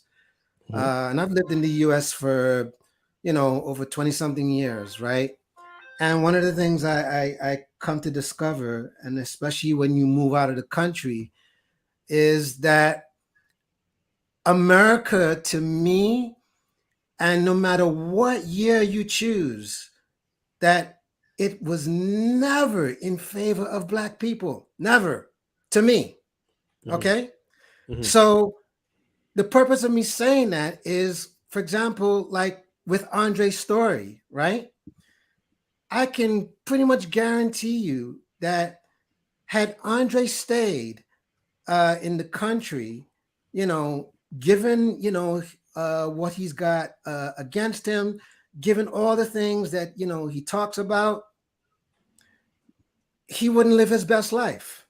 So Facts. That's just one good example of what I'm talking about, So I've been to Thailand, I've been to different countries, and one thing I can tell you for sure is Western women over the years, especially with this whole independent movement, it hasn't gotten any better. And unfortunately, it's influenced women in a way that it's taken a wrong turn, and that's why you have people, rest in peace, Kevin Samuels, who would say things like, these women have sign language. You know what I mean? Now, So you mentioned Western yeah. women, Mike. You mentioned Western women. Is it the same? The dating issues, are they there in the UK as well, in London as well? Half and half. It's half and half. Because one thing I can tell you about the USA is it does influence certain countries. So it's kind of half and half here in London.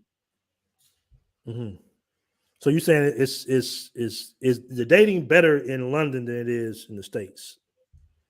I mean, it is, but it's not 100%. Okay. Yeah. So it's still pretty much difficult. That's why you're saying Western women, basically. Right. That's interesting. So that feminism crosses waters. It's crossed waters, man. I'm telling you. I mean, man. Even down to, I'll give example, like when I was in Bangkok, I stayed there for about 7 days, and again, I'm just here to verify all of the points of views, I stayed in a condo that cost me about, and this was an Airbnb, but even when I found out what the rent was, I mean, for example, the condo I stayed for the Airbnb, it was like about 152 pounds, right? But considering where I stayed and what it would cost here, you're looking at 3,000 pounds to stay in that same exact condo. And the condo was nice, swimming pool, gym, you name it, everything. Everything. And that's the thing about the apartments in here in Thailand. The buildings got saunas, all types of stuff in the buildings, little gyms, pools wrapped around the whole. Like they really designed the hell out of these buildings out here. Yes. And it's interesting because what I've found out, which I thought is interesting, is that if you look for the condos that, for example, are older, they tend to have a lot more real estate room than the newer condos that are being built. Even though the newer condos, they are nice, but the real estate in terms of the spacing is just a little bit smaller, but it's still nice. You know what I'm saying? That's facts. That's facts. Let me catch a super chat by Geyser Jackson with the 5 super chat. Man, I really appreciate that. He says, Aaron, Dre, Andre, do you feel like the food in these other countries improve your physical and mental health immediately, gradually, or not so much? For me, I start off. For me, it was almost immediately. For me personally, the fact that you can get certain fruits and vegetables that you can't get in America that hasn't been genetically modified, that you know what I'm saying, your person, not your personality, but your attitude or your energy is going to adjust almost right away. Am I right, Dre? Andre, I mean. yeah, you're absolutely correct. It was immediate because everything here is also made fresh. There is very little that comes from a bag in Colombia or in South America that they cook. Very little that comes from cans or comes from other things such as. Thank you, babe. I love you. There you go. You get that in the States. hey, Dre, you got a watch earlier, didn't you? Yeah, Andrea. What's that? Just out of love, she was like, she came home last night. She was like, something. I was at the store. She said, I want to buy you something because I appreciate you. So she bought me. She know I like Invicta watches. Hold on, I gotta put you on the big screen. Hold on, bro. Hold on. Let me. So you can sit on the big screen. Where you at? Yeah, let's start with the hot plate. On There the you big go. screen. There you go. We got the hot plate with all right. Nice. With the chocolate cafe, of course. Chocolate. Yeah, but last night she was like, I just want to let you know how much I appreciate you as a husband, as a being in my life and so forth and so forth. So she went and got me an Invicta watch, and this is like a third time just on GP, not because of my birthday, not because of anything, but because of just sheer love for the brother. And so we got the watch in there. Let me pull that out real quick. Really nice color too, man. Really nice color. Very Almost nice. like an aqua band. Very nice, man. Very nice. Oh yeah. Yeah. So when people sit back and say that Colombian women, we're only down here with women that don't have any money, they don't have any. You got women in the States that have the money to buy you Invicta watches and don't buy you watches or your favorite colognes or. You'll be lucky if you get a pair of socks. Man, listen, man. Andre used to meet every time I came from the States. Andre met me with giant flowers and everything else, and then also, man, if you ever want to feel love, go to Colombia during Christmas. Man, it's like a concert. It's like a concert at the airport because everybody, man, I remember I kid you not, I've told this story a couple times. This was like 4 or 5 years ago. Mm-hmm. I was coming from the States, taking care of business, and it was Christmas. And man, it was bad flights, and it just, one of them days where all your flights go wrong and delays and all. You're just glad to land. And it was late at night, and I was just happy. Man, I walk around the corner coming out. It's a giant banner saying Feliz Navidad, Andre. And it's like 25 family members standing out there cheering. Everybody else started cheering so I got 200 people. I took a photo. I turned around, I jump up, my energy changed. I jump up, I turn around and face so everybody was behind me and the banner was behind me. And I took a photo of that and I never forgot that. And that is the norm here in South America. That is the norm that people will meet you. We do it now. We're not even picking up somebody. Andre would be like, my grandmother flying in from New York. I said, okay, cool.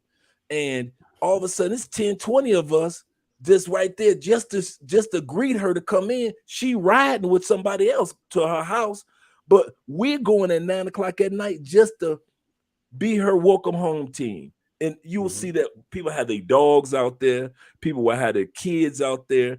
Everybody's out there supporting each other, and that is some of the things that even food can't give you. That is the psychological peace that you have once you even come into these countries. Before you step on the ground, there's somebody there. That's why when you guys come to Cali, Colombia, I usually try to meet you there because you may not have any family there, but I know that feeling of what it's like to have somebody, a familiar face, a brother, and just feel like, okay, I'm gonna have a good trip, because the first person I saw walking out that airport was my dog Dre, because I remember that Christmas when I needed somebody to be there for me. So, but yeah, Andre just got me this is like the third Invicta watch that I don't even get a chance to buy myself enough watches of cologne because she purchased them all. That's what's up, man. That's what's up. And you're right. It does improve your trip when you know you got somebody, like you say, familiar with you when you pick up the airport. Go ahead, Dre. Did you feel when you start eating healthy food there in Colombia that, was it immediate or? Yes, it was definitely immediate. I got my lunch sitting over there she made before she went to work today. But eating the food down here, you feel it immediately. One of the things that I find interesting here is that you get vegetables and fruits pretty much for nothing. Like, you're getting vegetables and fruits for cents on the dollar. And you go to the States, healthy food is expensive. Very expensive. Like, it makes no sense, So once you get down here or in a lot of these countries, you get, as long as you can get away from the tourist areas and that whole tourist experience, that's a completely different type of thing. But once you get and you live in these countries, you get acclimated to these cultures. Either you learn, you need to learn the languages, but you get out, you're eating this food. The food is that much better for you. Now, you might need to add some things, here in Colombia, out with the exception of Cali and some spots out here on the coast. the food is better. But you know, you're in Medellin, it's a whole nother story. You're gonna need to probably keep you some salt in the back pocket, you know, a bottle of hot sauce somewhere. you could, man, Medellin, that is not what you want for food. That is not what you want. I tell you, bro, I always sneak up in the kitchen. I always sneak up in that kitchen and take that little Lawrence seasoning salt out the pantry and throw a little bit in the skillet. Add a little something, you know, just a little something. It's healthy and all. Don't get me wrong, but I need just a little something in there. You know, I don't want to just eat food that tastes like food. You know, it don't have no flavor to it. Right. But outside of that, yeah, it helps tremendously. The quality of life, as Andre was saying, you know, even with my girl family. Sometimes for me, I'm not used to that, but the amount of people that you end up being around once you get acclimated to the culture amongst the locals, they always got family events down here. I mean, it can be a 2-year-old birthday and 80 people gonna show up to a 2-year-old birthday. and then turn up into a grown-up party, right? Yeah, you know, I mean, we didn't leave the little girl birthday party like 5 o'clock in the morning. I'm like, it's for a 2-year-old. Yep.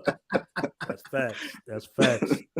I want to give a shout out to Jaleel. I appreciate that $5 super chat. He said supporting the movement. Shout out to the family. I really appreciate that. I got another one. Dr. Educated Idiot. Okay, I got some YouTube names, man. I've noticed British women have a classy presentation in public. They dress up and look presentable in public, no matter the occasion. Would you attest to that? Who's that? Mikey Story? Story? Yeah. He's saying British women have a classy presentation in public. Again, it's half and half because I agree with that too. You know, there's some parts of certain towns that you go to. Yes, it's like that. And then there are other parts, it can be half and half.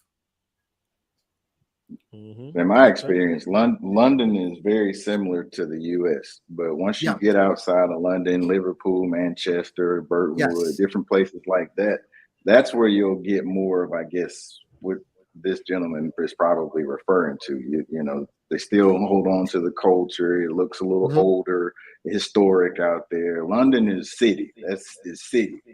Modern city.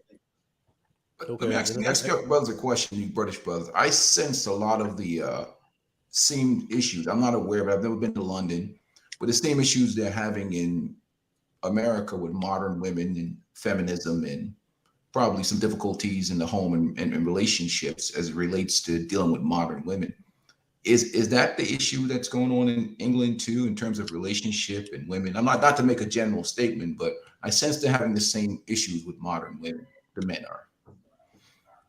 Well, that's what I was saying. It's half and half because, again, unfortunately or fortunately, whichever way you want to swing it, the U.S. Does influence Europe to a certain extent. So, I mean, give you example, like with, you know, when something goes down with hip hop culture, you know, here in Europe, they try to copy or at least try to emulate somewhat of the culture, you know, so that's just an example of, you know, what I'm saying here. So again, it's not 100%, but it's half and half, because some things are adopted, some things are not adopted. I guess that's what I was trying to figure out, because any country that I think that women are overly empowered by the government is a bad move. Even European countries, I think, because when women have government empowerment, they tend to behave and act a certain way. In countries where they're relying on their men as a source of survival, I think men ultimately get treated better. It's just a matter of not being government empowered, and you don't get the radical feminism. Because like I said, there's one thing to have a relationship with you and your wife or you and your girlfriend. There's another thing when you have a relationship between you and the woman that you're with and the government. That's a threesome. That's a very good point. Extremely good point. You find most of that in Eastern Europe. Her and the government will always beat you up. Well, let me just say this to your point, okay? One thing I can tell you about myself, who has traveled to many different countries and things like that, is what you'll notice, especially, in countries like, Colombia, China, and so forth, is that the value system, for example, in those type of countries, is that for women, men will always be here. Right. It doesn't matter who that woman is. She could be poor, she could be rich. The man is still here. Right. Okay. Provided that her value system, is within the country's value system, which most of them, they see it as the men is here and they're here. Okay. So that's why, something as simple as getting a plate of food, I mean, out there, it's not a problem. As a matter of fact, they're happy to give you a plate of food. You know what I mean? Because to them, basically to them, that's what gets their rocks off, is giving you that plate of food, and they're feeling like, oh, I got this. It's almost like an ego thing. You know what I'm saying? It is. My wife is so proud. Yeah. When she brings me a plate of food. Yeah. And it comes back and get the plate. There is no, I gotta get in place. She's proud, like, look what I prepared, look what I created. And we talked about this before, and she said, this is one of my ways of communicating love without using words. She said, if I never had to use words again, you would know that I love you. And one of the ways is by way of me serving you your food and creating, serving, and then coming back and getting the plate. Let's talk about the coming back and even getting the plate part. A lot of dudes ain't even used to even seeing that part. Like the woman will actually come back and get the plate. Yes. But here's to confirm, to also bounce off of what the brother just said. These women in these countries expect you to carry yourself as a man. And if you don't, they will take your money as a simp, but then they will leave you or work behind the scenes with the dude that acts like and knows that he is up here. So these women not only know that men are up here, but they expect a man to see himself as a alpha, as a man, as the leader of the household. My wife is not shy about saying Andre is the leader of the household, and I don't have to say these things, or I'm not demonstrative or demanding or any of those, or zoomorphic in my behavior. You guys see me, this is the regular Andre that you'll see on a regular basis as soon as you get off the plane. But to confirm what the brother was just saying, he's absolutely correct. And a lot of men don't realize it's a part of culture. And when you are expected to be a man, it's a part of the culture. So you don't have to come down here and pretend like you're a man, or will she make me will my girl make me a plate? Was Andre makes a plate for me, just fast she'll make one for her daddy, just fast she'll make one for her brother. Just fast. Many times her brother is one of the top mechanics for Toyota around not Toyota, but for Chevy around the corner. So Camilo, he'll come over here for lunch. She'll cook a whole meal for Camilo while I'm in here talking for you guys. Serve his meal, serve him a fresh drink, because the Colombians, that you ain't getting nothing out of the bag. Ain't no Kool-Aid over here. And so you get a fresh drink. You ain't buying no juice most of the time. I mean, also drink a beer. You can get this juice. Right. Even that juice is true juice.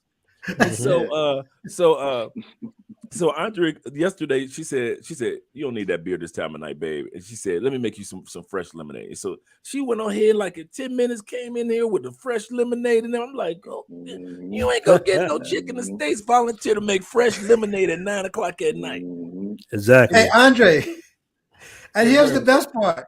Man, I know when you come up to her and you say, can I get some seconds? Oh man, it's over. It's over. Yeah, she'll ask. I don't have to ask. She'll say, Right. Andrea's favorite line is when she cooks is, "Was that enough? You need more?" And we're talking about somebody that's a corporate woman. Yes. Right. My wife is a corporate accountant. She has a team of people that she works with and takes care of. At the same time, she's extremely feminine with her dresses and her skirts and everything. She's well taken care of. But at the same time, the culture of where she comes from still shines. Man, listen, let Andrea not. Her mother, I don't have to, this is the part that gets me. I don't have to say nothing. Aaron knows this. Let Andrea get ready to go out to ladies' night, and she ain't cooked before she left. Her grandmama gonna act a fool, not me. Her mom gonna be like, "Girl, did you make?" Mom and them are always like, as soon as they meet up, hey girl, they are going out dancing, having a good time. All the ladies, did you make sure you cook Andrea's dinner, right? Because they think Andrea is such a diva because she has all her nails done and her little makeup, her little hair always just right, and you guys see her, and so the ladies think, "Oh, you too much of a D. You don't do any work." And Andrea's like, "I do the exact same work that you do. I got enough sense to put on gloves to not mess my nails up."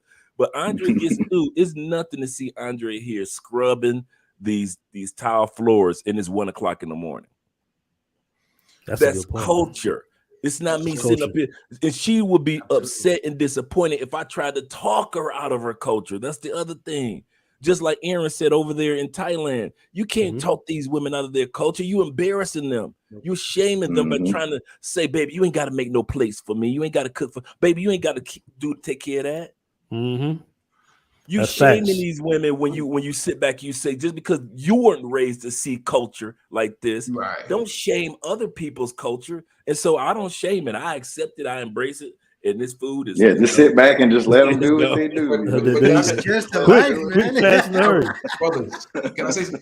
But that's the thing. These people that come into our spaces and talk that nonsense about divesting and all this other stuff, and I explained them right off the bat.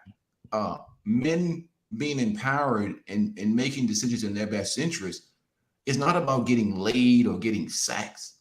It's about respect. It's about culture. To be honest with you, I just call it relationship capitalism. And I like to slay those weak men that come in, these hyenas that come in this space. And usually there are men from the community and other places that are not happy in their own personal life, that doesn't understand what it is to be in an environment with true masculinity and how the masculine and feminine work together in cohesion and coincidence. So they don't really understand that. And they get used to taking such bad deals. Even me, I'm a single guy. I'm 47 this year. I'm retired already. Both my kids are grown. So the reality of life is the type of women that come at me are women with baggage, single moms, and they try and shame you into these bad deals. And you're like, hell no, I don't want that chick. That chick, what? Hell no. And they look at you, well, what's wrong with you?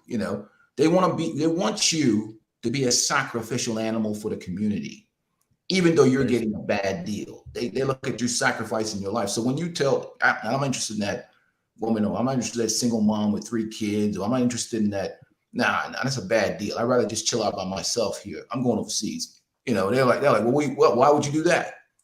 Because it's just capitalism. The same reason why you may not want to drive a Chrysler and want to drive a Toyota.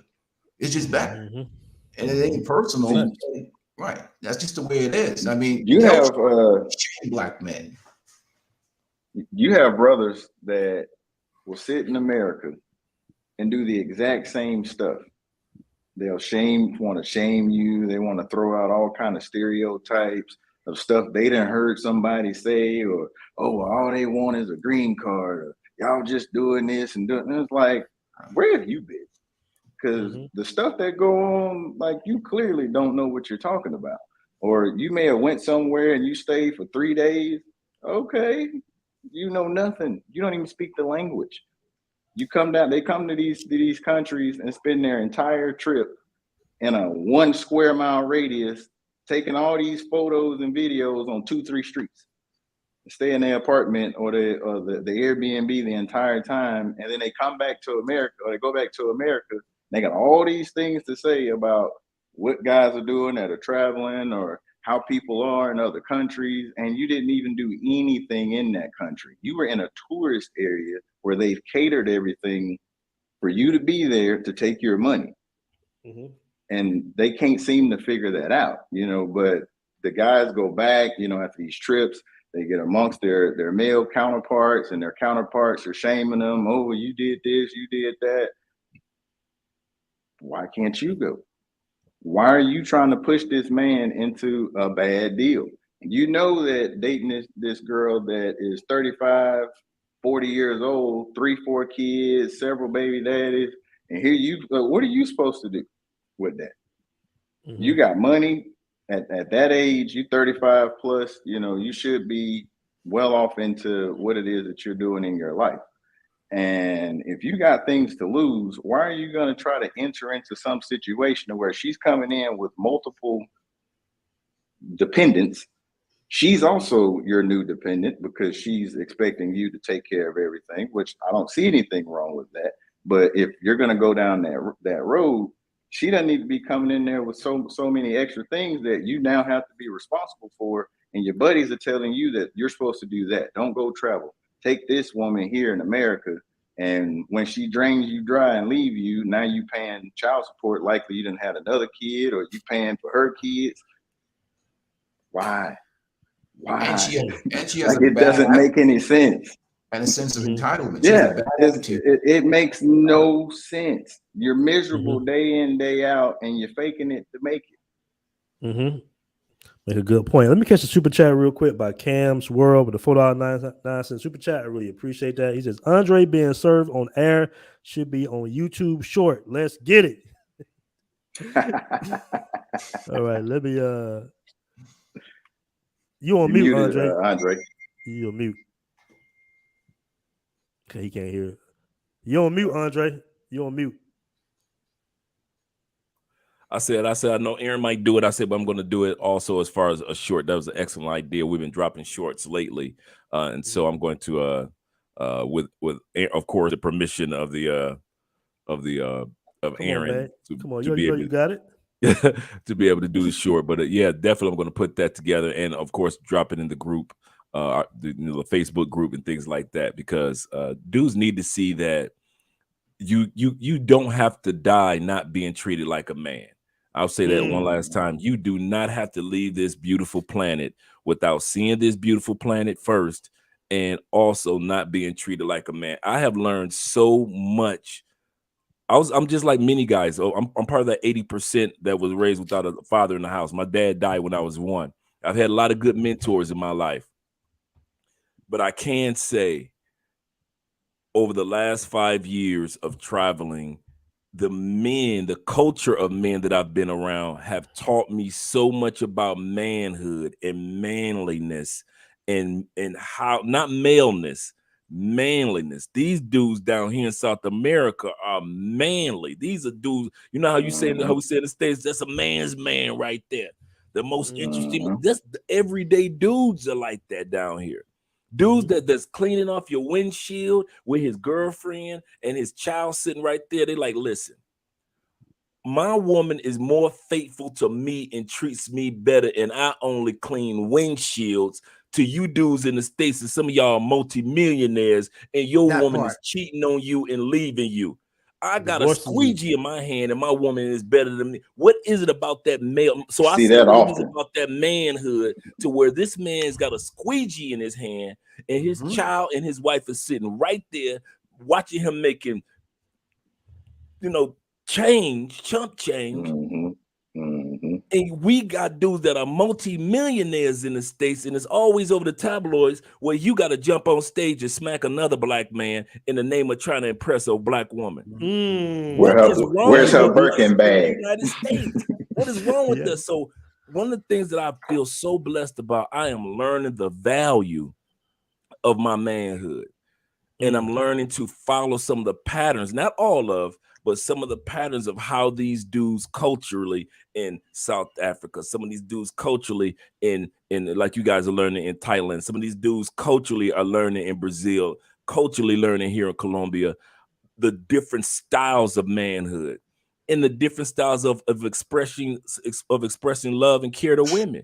I remember I was kicking it with a chick in Brazil back in the day, man, and she told me something when I was in the States. And she owned several like 2 Arabic restaurants in Brazil. Very beautiful, gorgeous, very famous. And she told me, she said, I'm happy with being with you. She said, it's only one problem. I said, what's the problem? She said, you don't know how to love. I said, girl, you tripping. I know how to love.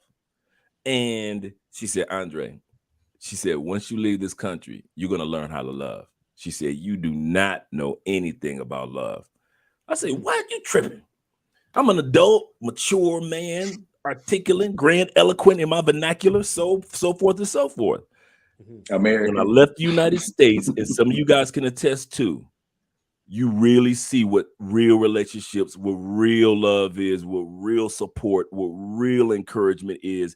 Now you see how these South American women, especially in South America, they're so touchy, feely, supportive, so forth. So it is in Southeast Asia. You start to realize, even as a man, you're like, dang, the way that they love me, I got to step my love game up. These women will make you step your love game up. Yeah, Your support game up. You thought you knew what love was, but when you got that woman take care of your feet and bringing you meals and buying you new watches and giving you good romance and traveling the world with you, or just a female that you met in Southeast Asia, and she treats you so good, you start to realize, like, man, let me step my game up on how I treat people, how I treat women. Because these women making me look bad when it comes to treating. I want to be fair exchange. And so you start to step up your game as a man. That's another area of your manhood being stepped up. So I learned to step my manhood up when it comes to how I treat women, but also learning from the masculinity of the men that are down here, because the masculinity in the States is watered down compared to other countries. Now the misconception. And that's just it. Hold on, guys. Hold on, guys. Let me catch a super chat. I don't want to get too behind. Shout out to Marcus Love, the naughty American expat with the 200. What's that? KES? KES? Anybody know what denomination that is? Oh, he what got us that on is? that one. He got us on that one. What currency is that? I've seen it one time, but Dre, you know what currency that is? Yeah, I don't know what that one is. All right, Marcus Love. I don't know. Appreciate it. Whatever 200 is, we appreciate it, man. He said, get your passport, young warriors. That's right. I got another super chat by Blue Collar Brother with the $5 super chat. Man, I really appreciate that. He says, Dre, you being served by your wife going to have the American black woman heated. Oh, I'm dropping that short. I'm dropping it right on the Kevin Samuels group that I'm in anyway. I got you.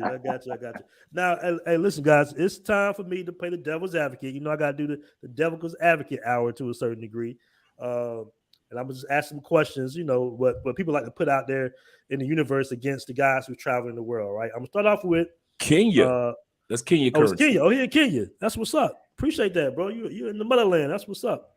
All right, so you got some of these guys in this space, you know, the internet space. We'll call them PUA coaches, right? And they will say, and I'm going to start off with this kind of clockwise. I'm going to start off with you, my brother. Is it my brother? Hold on. Let me see that. The Mikey story. I'm gonna start off with you, and I'm gonna go around kind of clockwise, right? They will say that you don't have enough game to get women to submit. All right, that was said. That was a statement said by a PUA coach. I think his name is AMS on a big channel, Fresh and Fit. He says guys are going to Colombia because they're not able to get women to submit. They're lame. They're cornballs. That's why they got to travel outside the states, because women won't submit to you. What's your opinion on that, the Mikey story? Well, my opinion is the following: is you can't change what's not willing to change. That's number one. Number two, you can't make a woman be submissive. She either is or she either is not. You know what I mean? Another thing is this, is just like we're talking about the value system, that says everything as to how you treat yourself, how you treat men, how you treat women, how you treat people, how you see things, you know. So that's the answer to me as far as what you're asking. Okay. Good point. A peaceful life. How would you answer that question? Well, my challenge to AMS, because I like a lot of these men in the main spaces, because I used to have a channel as well. I got rid of it because it's pointless when I could just travel overseas. The reality is this, okay? The hyena will never submit to the male lion. And that's what I submit to AMS. A hyena will never submit to a male lion. The reality of life is if AMS has such skill, why isn't AMS married? He rejects marriage. He rejects marriage to the modern woman. The reason why is because, yeah, you can get a woman to submit, but that's not supposed to be your job. A woman's supposed to be raised to be a wife. You're not supposed to badger her and masculine her down into wifely qualities. If she's not been groomed to be that, she's not behaving according to her nature. And what I see here in the women in America are groomed in the hyena culture. And when you're dealing with hyenas, if you watch The Wild, you see that for the males in the hyena, females are bigger, the males are the runt of the litter, and even a newborn female is higher ranking than the most senior male in the hyena clan. And that's what you have here in the community, especially the Black community here in America, and definitely the white community. But AMS doesn't have any receipts. When I saw Andre's wife brought him food and served him while he's sitting here right before men. So she made him look good in the eyes of men watching him. That's facts. That's receipts. Show me your receipt where AMS has been married to a woman where he's had her submit to him and he's had a successful marriage to a woman, a modern woman here in America. He doesn't have it. It's easy to say that to men if you're trying to sell a product, okay? And we're trying to get these men to be superheroes, super masculine, super whatever. See, AMS can't talk to dudes like me or Dre or any of the other men on the panel. I mean, I'm a big dude. He's what, 6'5", I'm 6'7", 6'8". Dre is another guy. We're not like weak guys. It's just a matter for us. I changed my name to Peaceful Life because I believe that all men have one goal: living in peace, living life on their own terms. So can I keep a woman in check? Yes, but I'll have to check her twice a week.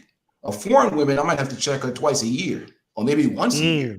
Facts. The difference is I'll be in the hospital somewhere, stressed out, burnt out, gaining weight, losing health, stressed out, not focused on money or my purpose, dealing with this woman. So yeah, you can keep one of these women in check, but that's not supposed to be your job, is to manage people. I'm not into raising people's children. I'm not to train women who's supposed to be wives, who are raised by their fathers and their mothers and their grandmothers to be wives and mothers. You're trying to change a hyena into a lioness. That's what AMS proposed. So I challenge all their men, and I like to tell them, what takes more courage and more balls? If you look at it from a capitalist perspective, if you go to a store in America and somebody offers you bad service, do you stand outside that store and whine like a crybaby or like a weak simp? Or do you take your business elsewhere? And the men that are brave enough to go overseas and do something have more balls than people like AMS, because they're willing to take their business elsewhere, which is a sign of empowerment, and it's just capitalism. I would challenge AMS that if you have a problem with men going overseas, you have a problem with capitalism, because it's the same type of man like AMS would not buy a Chrysler LeBaron.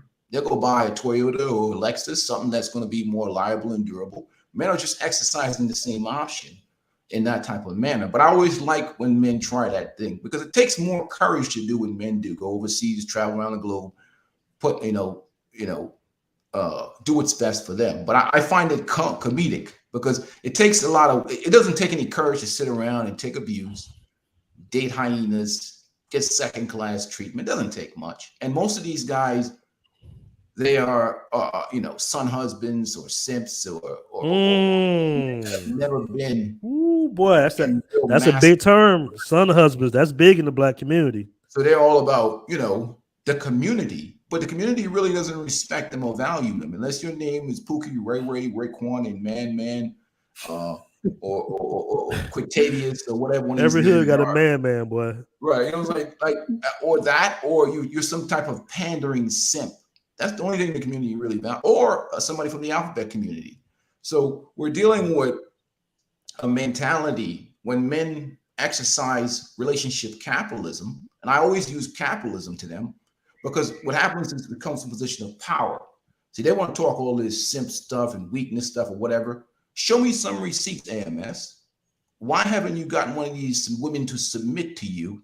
And why are you so uncomfortable? It's because the reality of life is, even though you can be as masculine as what you want to be, you're still not more masculine than the courts. You're still not more masculine than the laws in America that are heavily unfavorable to men. So your ass is scared. Man up and get married over there if you got balls. That's facts. Let me catch a super chat and I'm gonna get your comment, Dre.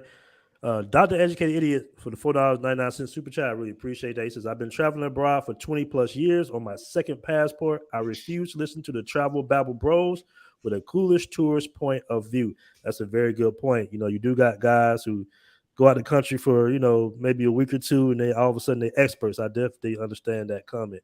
Osuma Abdul, $2 super chat. I really appreciate that.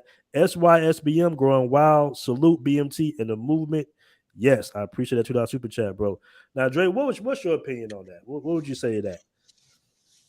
Well, I can't stand that kind of comparison all the time that I hear from guys like that. And, you know, my background, I mean, I don't always throw it out there, but I was on SWAT for several years, military special operations for several years. When a guy tried to talk to me about masculinity and you can't get a woman to submit, first of all, I'm looking at you because I'm going to look down at you. You can't do what I did, even if you wanted to. Mm-hmm. But I'm supposed to be less than you because you want to sit in America and chase that nonsense. I don't need to run behind a woman to force her to do anything. I ain't got time for that. I got other stuff I want to do. I'm living my life. You need to fall in line where you're supposed to be so we can move forward, or you can go your way and I'm gonna go my way. My way is gonna be the better way because that's what I do. I just don't have time for it. So most of the time when I'm listening to guys like that, I'm laughing at them because they're sitting around trying to justify to themselves why they're failing and or their quality of life isn't where it needs to be. You need to tighten up, figure out what's going on. Leave that nonsense with these females that don't want to do what they're supposed to do. You ain't got to teach no adult. You can't control no other adult. They need to do what they're supposed to do. Or send them home somewhere. Bro. You can't outmack her upbringing, man. It's nothing that come out your mouth is gonna, you know what I'm saying? And why? Why? Good point. But you know the funny thing is I always find about these guys who say guys going overseas and tricking. I say there's no bigger trick culture than there is in America. Even married men are tricks in America. The most expensive sex you could have is married men. You have men who are living here in sexless marriages. And I challenge the man on this planet that says that he has sex for free. If you're having sex for free, you're having some of the most god-awful walk on the planet. I mean, if any man that has, I challenge any man, they talk about tricking. It's not about tricking, it's about fair exchange. What are you getting in value for your masculinity, for your financial resources, for your provision, protection, security, and maintenance? Anybody can buy sex around the corner. It's about respect. But anybody who tells me that they're getting laid for free, I will prove them a lie in a second. Because, you know, it's easy for me to do background investigation. I've been a cop for 22 years. I can tell a fraud from a mile away. So when I look at guys that talk about, hey, you guys are tricking, the biggest tricks, man, it costs you money to have women around. If it doesn't cost you a dime to have women around, the woman that you're around are trash, because that's just the reality of life. But it's not about the money. It's about the value you receive from a woman. It's about the woman being feminine, submissive, cooperative, adding value to your life. Does that woman add value to your life? But a lot of these simps like to use that tricking word. But no man has sex for free unless he's having sex with trash. That's a good point. Let me get a super chat, and I want to get your comment, Andre. Bishop NYC23 with a $5 super chat. Man, I really appreciate that. Fellas, we only live once. Don't let any woman stress you. Enjoy your life and find peace. That's a great comment. Now, Andre, what's your opinion on that, to what AMS came with? And he specifically called out passport, bro. Oh, I'm glad. I would too. If I was marketing a product to men that were simps in my audience and my product that I sell is mainly to simp men who can't find dates or don't have strengths within themselves, are insecure. We have to realize what AMS built his platform on was the assumption that men can't accomplish certain things without the tutelage of his or others' dating services. His books were sold off of and continues to be sold off of. His platform is built on not what Kevin was doing in regards to bringing communities together, but to bring men into a situation that were somewhat like his. So let's look at AMS's situation. AMS often talks about, not in a braggadocious way, but often talks about how he has a woman for this day a week and a woman for that day a week. AMS doesn't realize a lot of us men have already lived that life. He hasn't lived our life. He hasn't done it outside the states, nor has he done it. We've done his. He doesn't realize most of us men with passports have already accomplished that. And we noticed that there's two things that are going on when it comes to women, especially dealing with black women. There's a pre-orgasm behavior and a post-orgasm behavior when it comes to, or the post-nut, in other words. What am I saying? What I'm saying is when it comes to many black women, professional, everyday, whatever it may be, whatever type of black woman you're with, there is a behavior how she act before you have intimacy with her, or if she's any good other than intimacy. So we all know we want to get it in. Okay, cool. We get it in, and then afterwards, after you bust, there's nothing left to train. There's nothing left to encourage. There's nothing left to help. After you bust, what is she bringing you a meal after you bust? Is she encourage you after you bust? Is she helping you out after you bust?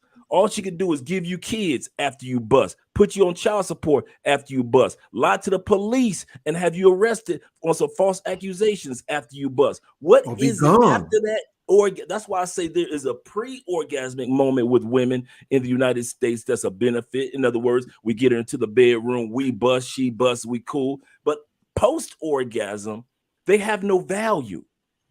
So how do you tame something that's invisible? That's sitting up there saying, I'm a lion tamer and the cage is empty. It's impossible to sit back and say that you're taming something that is nothing there to tame, or to try to control something there's nothing there to control. They have nothing to offer us. And if I was sitting next to AMS, I would have said, name 5 things that women in the United States can offer a man that a woman in another country can't offer it better than her. Name 5. And I can name 35, and I'll just give you 5.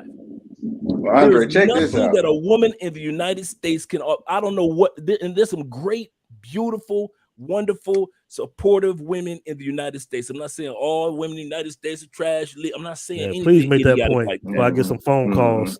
Please make that point. I'm not saying anything like that, because I'm always encouraging women to be the best that they can be. But for the most part, as far as men that do want to travel and do want to have a better experience, I have found that, let's put it like this: women from the United States got the little goodness that some of the women have in the United States. They got that from somewhere. Why not move to where the source is? If these women could cook the meal but not bring it to you, why not move to the source where they're cooking it and they bring it to you?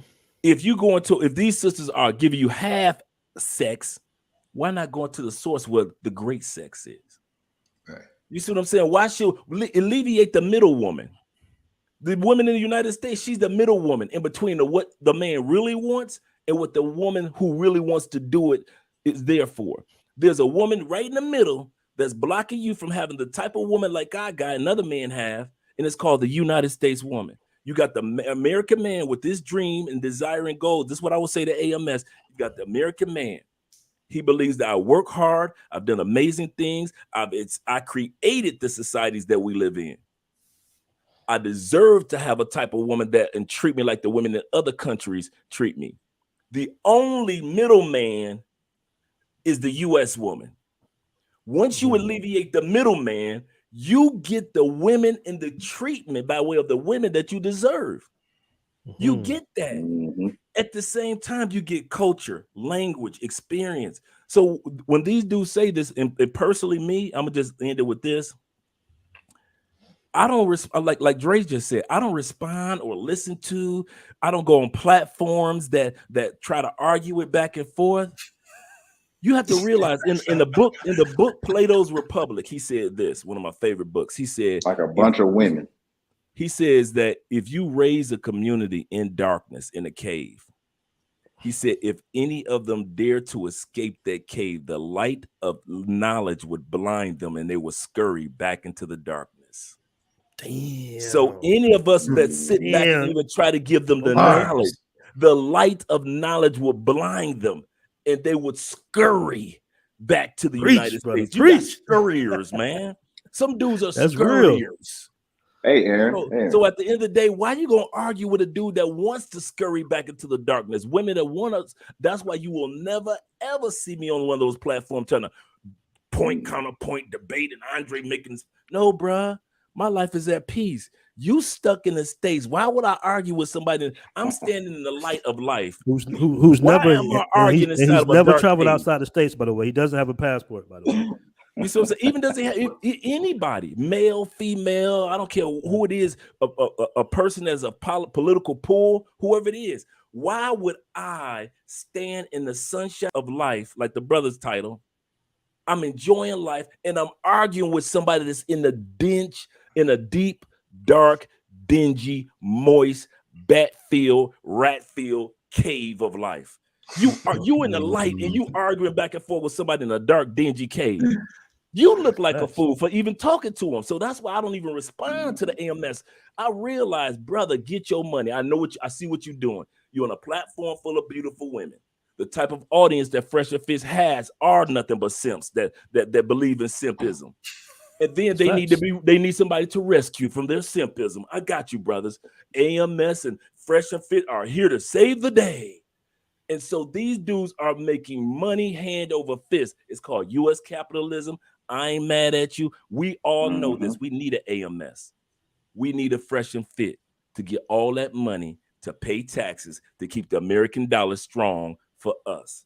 So I need a lot of brothers like AMS and Fresh and Fit to keep their tail in the United States so that U.S. currency can be stronger and stronger. Facts. Well, Brother Dre, you want to say something? Dre, you want to say something real quick, and I'm gonna go with the I wanted to address, when they speak about, oh, y'all just dating third world women and they just want you for your money and green card and all that. Point, but go ahead, bro.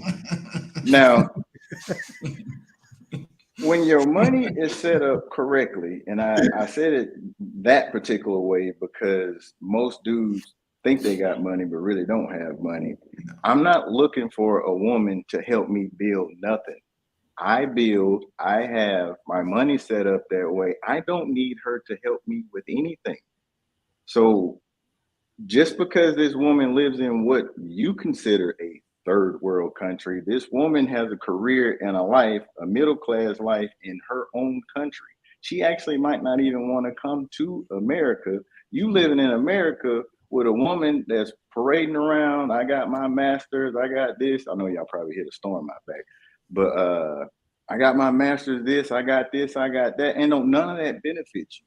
And a lot of these guys try to hop from woman to woman to try to figure out which one I'm gonna help them build something. We're gonna be a power couple. We this, that, and the other. No, your money should be to the point to where you don't need her. She's just an addition. So when you come to these other countries and you're with a woman that does this, whether it's you, the gringo, or the foreigner, or Jesus down the street with the squeegee, like Andre said, they do this normally. This isn't something that they're just doing because they want your money. You just happen to, or one of the things that they like about foreign men is they hear we treat them better. Because their men actually don't appreciate all that stuff that to us is foreign. Like our women don't do these things. So when we see this stuff, we're like, man, to these men that grow up in this is, look, you better do this or you going out, you're going to need to find you somewhere else to stay. They don't care about, or they don't appreciate it the same way that we do. So when you hear these gentlemen speaking like that, they clearly have no experience in other cultures. And they're looking at their own at the American women in the wrong light anyway. You ain't doing what you're supposed to do in life if you need this other woman over here to help you pay your bills. Mm. That's why taming a woman, you ain't got to tame nothing. It's your house. That's it's logic. It's your stuff. You make the rules. Why is she telling you what to do with your stuff? Well, because you decided to make her your co-equal in income. Well, I agree. If she make money, she paying bills, you make money paying bills. What you trying to tell her what to do for? You got a roommate, basically. It's like you don't have what you think you have. You know, the dead giveaway is this, right? If those dudes, let's say for instance, if I'm one of those dudes, right? First of all, I wouldn't be in no men's spaces. If dudes are going overseas and I was one of these American dudes, well, there's just more of these bitches for me. I'd be happy. You dudes go overseas. Yeah. The reason why they're in the spaces is because they know their situation has failed. So they're hating all the dudes is because, so think about it. That's my philosophy to them. Well, dude, if the dudes are going overseas, there's more chicks for you. Enjoy them in the community and whatever else. Why worry about what another man's doing if that just creates more crop for you?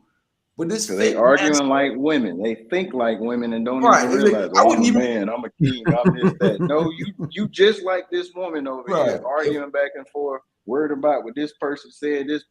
Well, what you think about that? I think both of y'all need to shut up. That's what I think.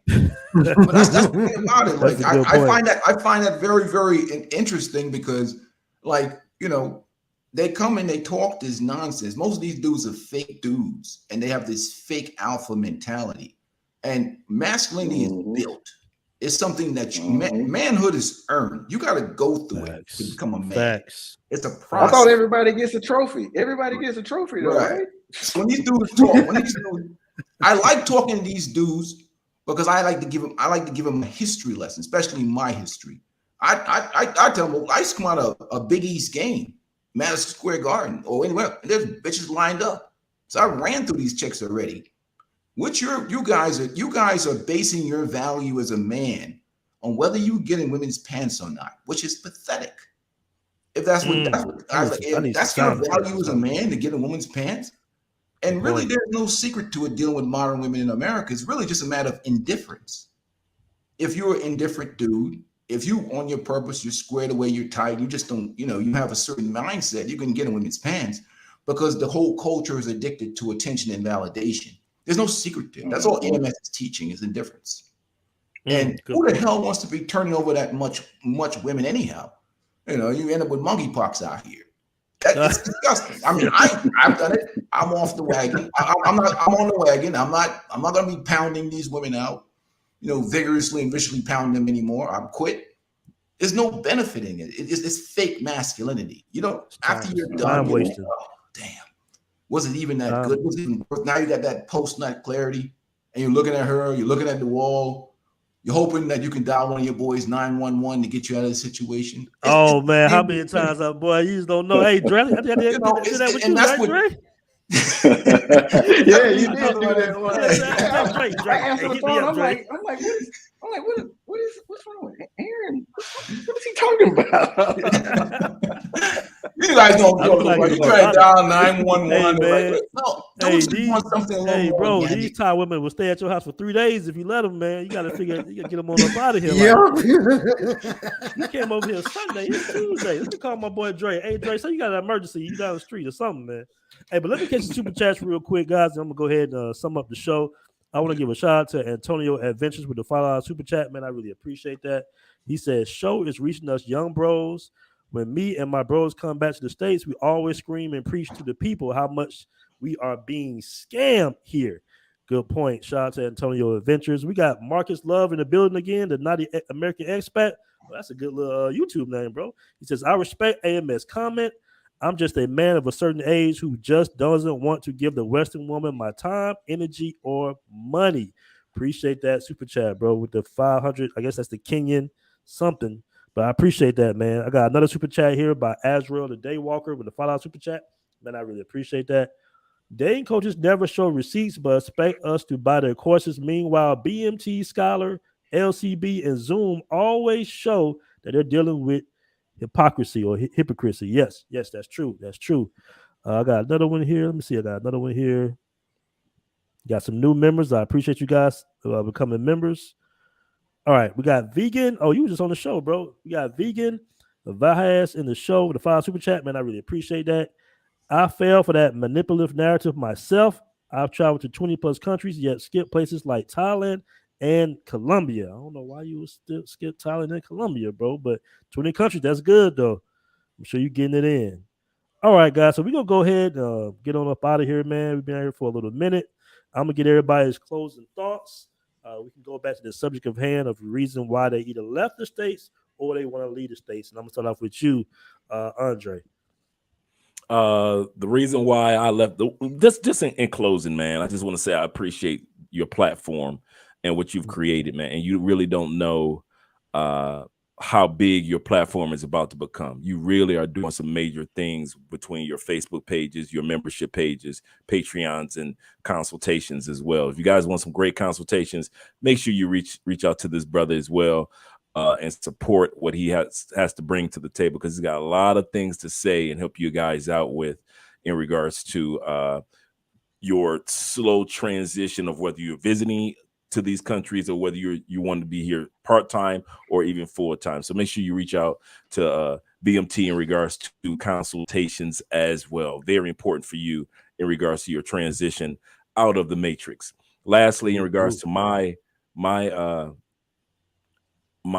reason for leaving the United States, it was the United States hasn't been united in for years. Because somebody named me one area that has been united, and that's why we call it the States. So that's my final thoughts in regards to it. There is no area in the States that has been united for almost 30 years. Now, let me ask you this real quick, man. When you initially left America, was you nervous? Did you go through some type of culture shock? How did you make the adjustment from living to America? The best thing that ever happened to me was being nervous. I used to be a public speaker, right? And so I used to get on stage, and on the days that I was nervous or had caution, the word caution in its original language means self-bodyguard. That's why we don't, that's why when you get that's why little kids don't know what caution is. They don't know how to be a self-bodyguard yet. They have to learn to be that. That's why we know caution when it comes across the street, because we know how to be self-bodyguards, right? We know how to lock a window, blah, blah, blah, to keep people from breaking in. So this caution. Having caution is a great thing. A lot of dudes have fear, and that's the problem. I had caution so it was good that I was able to sit back and say, okay, let me reach out to BMT for consultations before I go down to this. That's caution. Let me go ahead and reach out to Ace Live. Let me reach out to One Master Teacher and read his book so I can understand certain dynamics and so forth. So that's caution. So I was wise enough to have a form of caution and not come down being cocky. Because cocky, we all know you will end up with, end up in a dangerous, unnecessary situation. So when I moved down here, it was easier for me to have caution than it was for me to be cocky and come down here as if I'm the American. Y'all should bow down to me. And, I didn't come down here with that. I came on learner mode. And I think that's what made it a lot easier transition. When you go into another country, you just don't decide I'm going to be here to learn and not act like I know everything. All right, that's what's up. That's what's up. Azure the Day Walker with the 5 super chat. I appreciate that once again. He says, "Do y'all know Lucario charges $4,000? Andre, we need to raise our prices, man. We do $4,000, $4,000 for a consultation. Meanwhile, a trip to Colombia is $400. Also, Myron said he was going overseas to get a wife. Wow, that's crazy. $4,000. What information are you getting from him for $4,000? Kevin was only charging $3,000. Wow, $4,000 from Lucario, who never shows receipts. Wow, let me get super chat and I'm gonna get to you, Dre. A good mango is better than a crazy matrix woman. Pay them to leave and send them on their way. Appreciate the $5 super chat. Motto, the international mango lover. Man, you guys with these YouTube names, man. For real. That's a crazy YouTube name. Okay, I got another one from Shelton Harvey with a $2 super chat. I really appreciate that.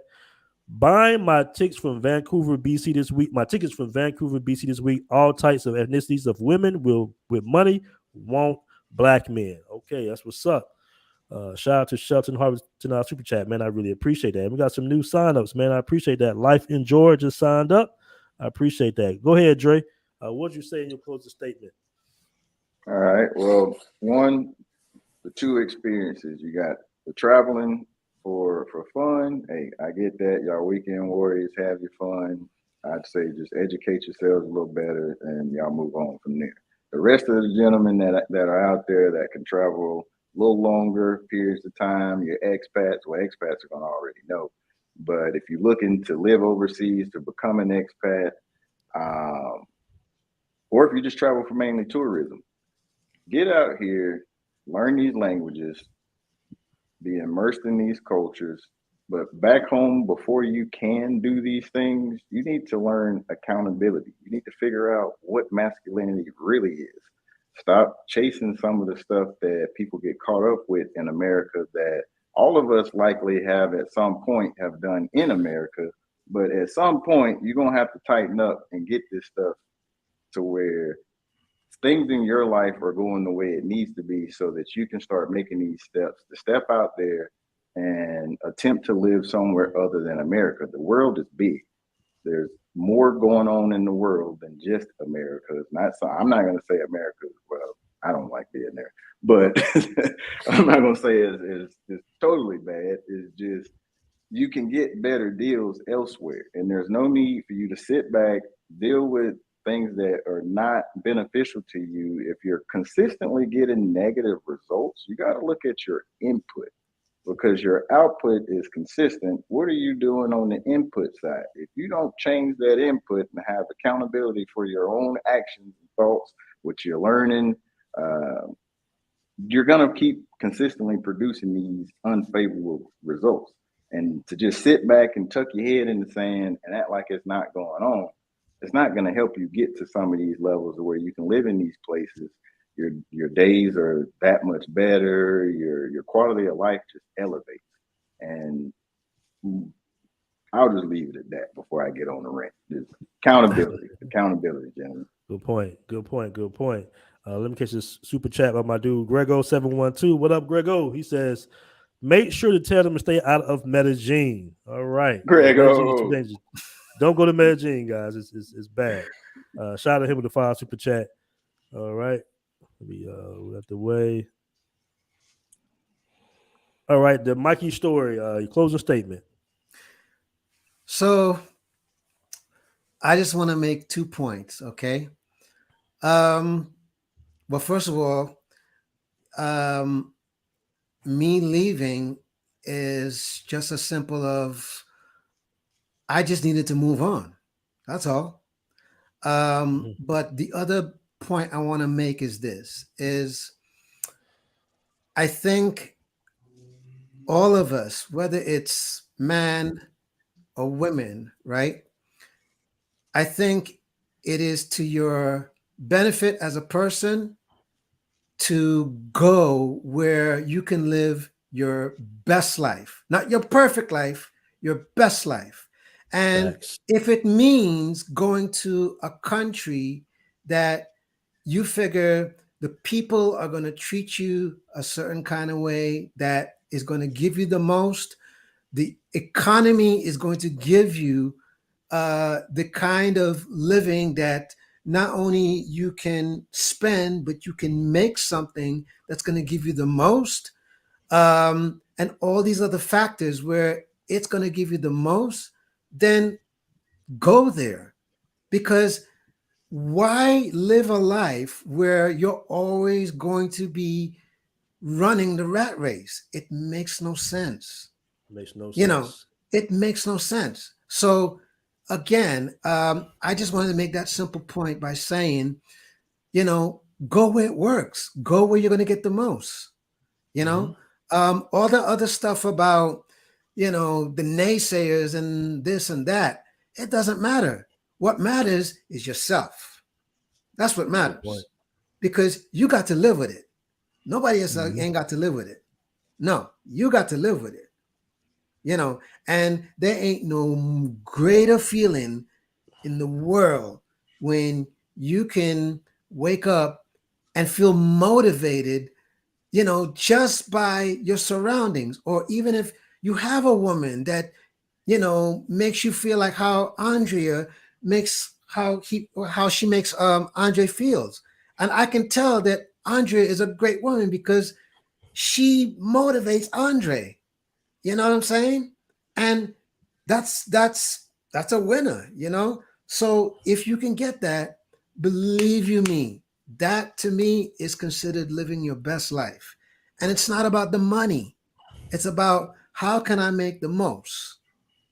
That's my view on this. Good point. Good point. A peaceful life. Closing statement. Hey, salute, brothers. Now, my first statement just goes off of that. And I like to say this to all the brothers in the chat and who are tuning in. Nobody takes care of you like you. Nobody. Mm-hmm. Nobody. And misery likes company. And all men, rational, reasonable men, logical men, want to live a peaceful life, have a peaceful home,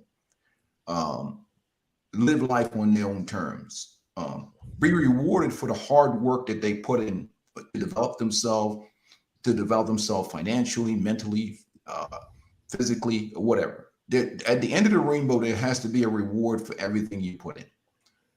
Culture here is toxic. It is very toxic. It's toxic to men. It's especially toxic to Black men.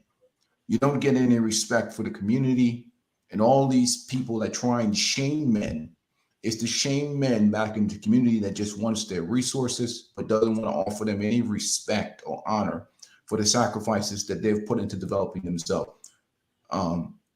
This idea that men have to be these superheroes or superhero men is a concept based on a society that's become a 304 culture. And when you live in a 304 culture, this belief system that men have to have all this extensive game and all this other stuff, it's basically to persuade women to do things that they do that they're supposed to be doing, or because they're doing things that are outside of their nature because of the way the culture is designed.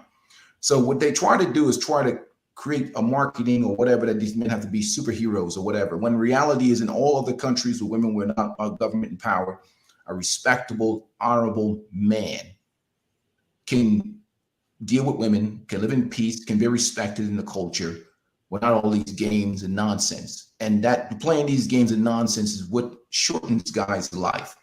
It kills their health, it destroys them financially, and puts them in a bad situation. So I want everybody to take the perspective of capitalism. It's nothing personal, relationship capitalism. And it comes from a position of power, whereas I don't beg any business to treat me well. I don't beg anybody to do it. The service is not good, I go elsewhere. So that's power. The stuff that these guys are talking and trying to shame men, like I said, if the situation is like that and men are going overseas, well, that's just more women for you. Really, the reason why you have a problem with these guys, either you can't afford it, you don't have the balls to do it, or you're just weak. And you're the type of guy that goes back to a business that serves you poorly. That's weak. Peace to you, gentlemen. Thanks for having me on, man. All right, man. I appreciate you guys joining the show. That was a great stream, man. A really good show. Appreciate everybody. We out. Peace.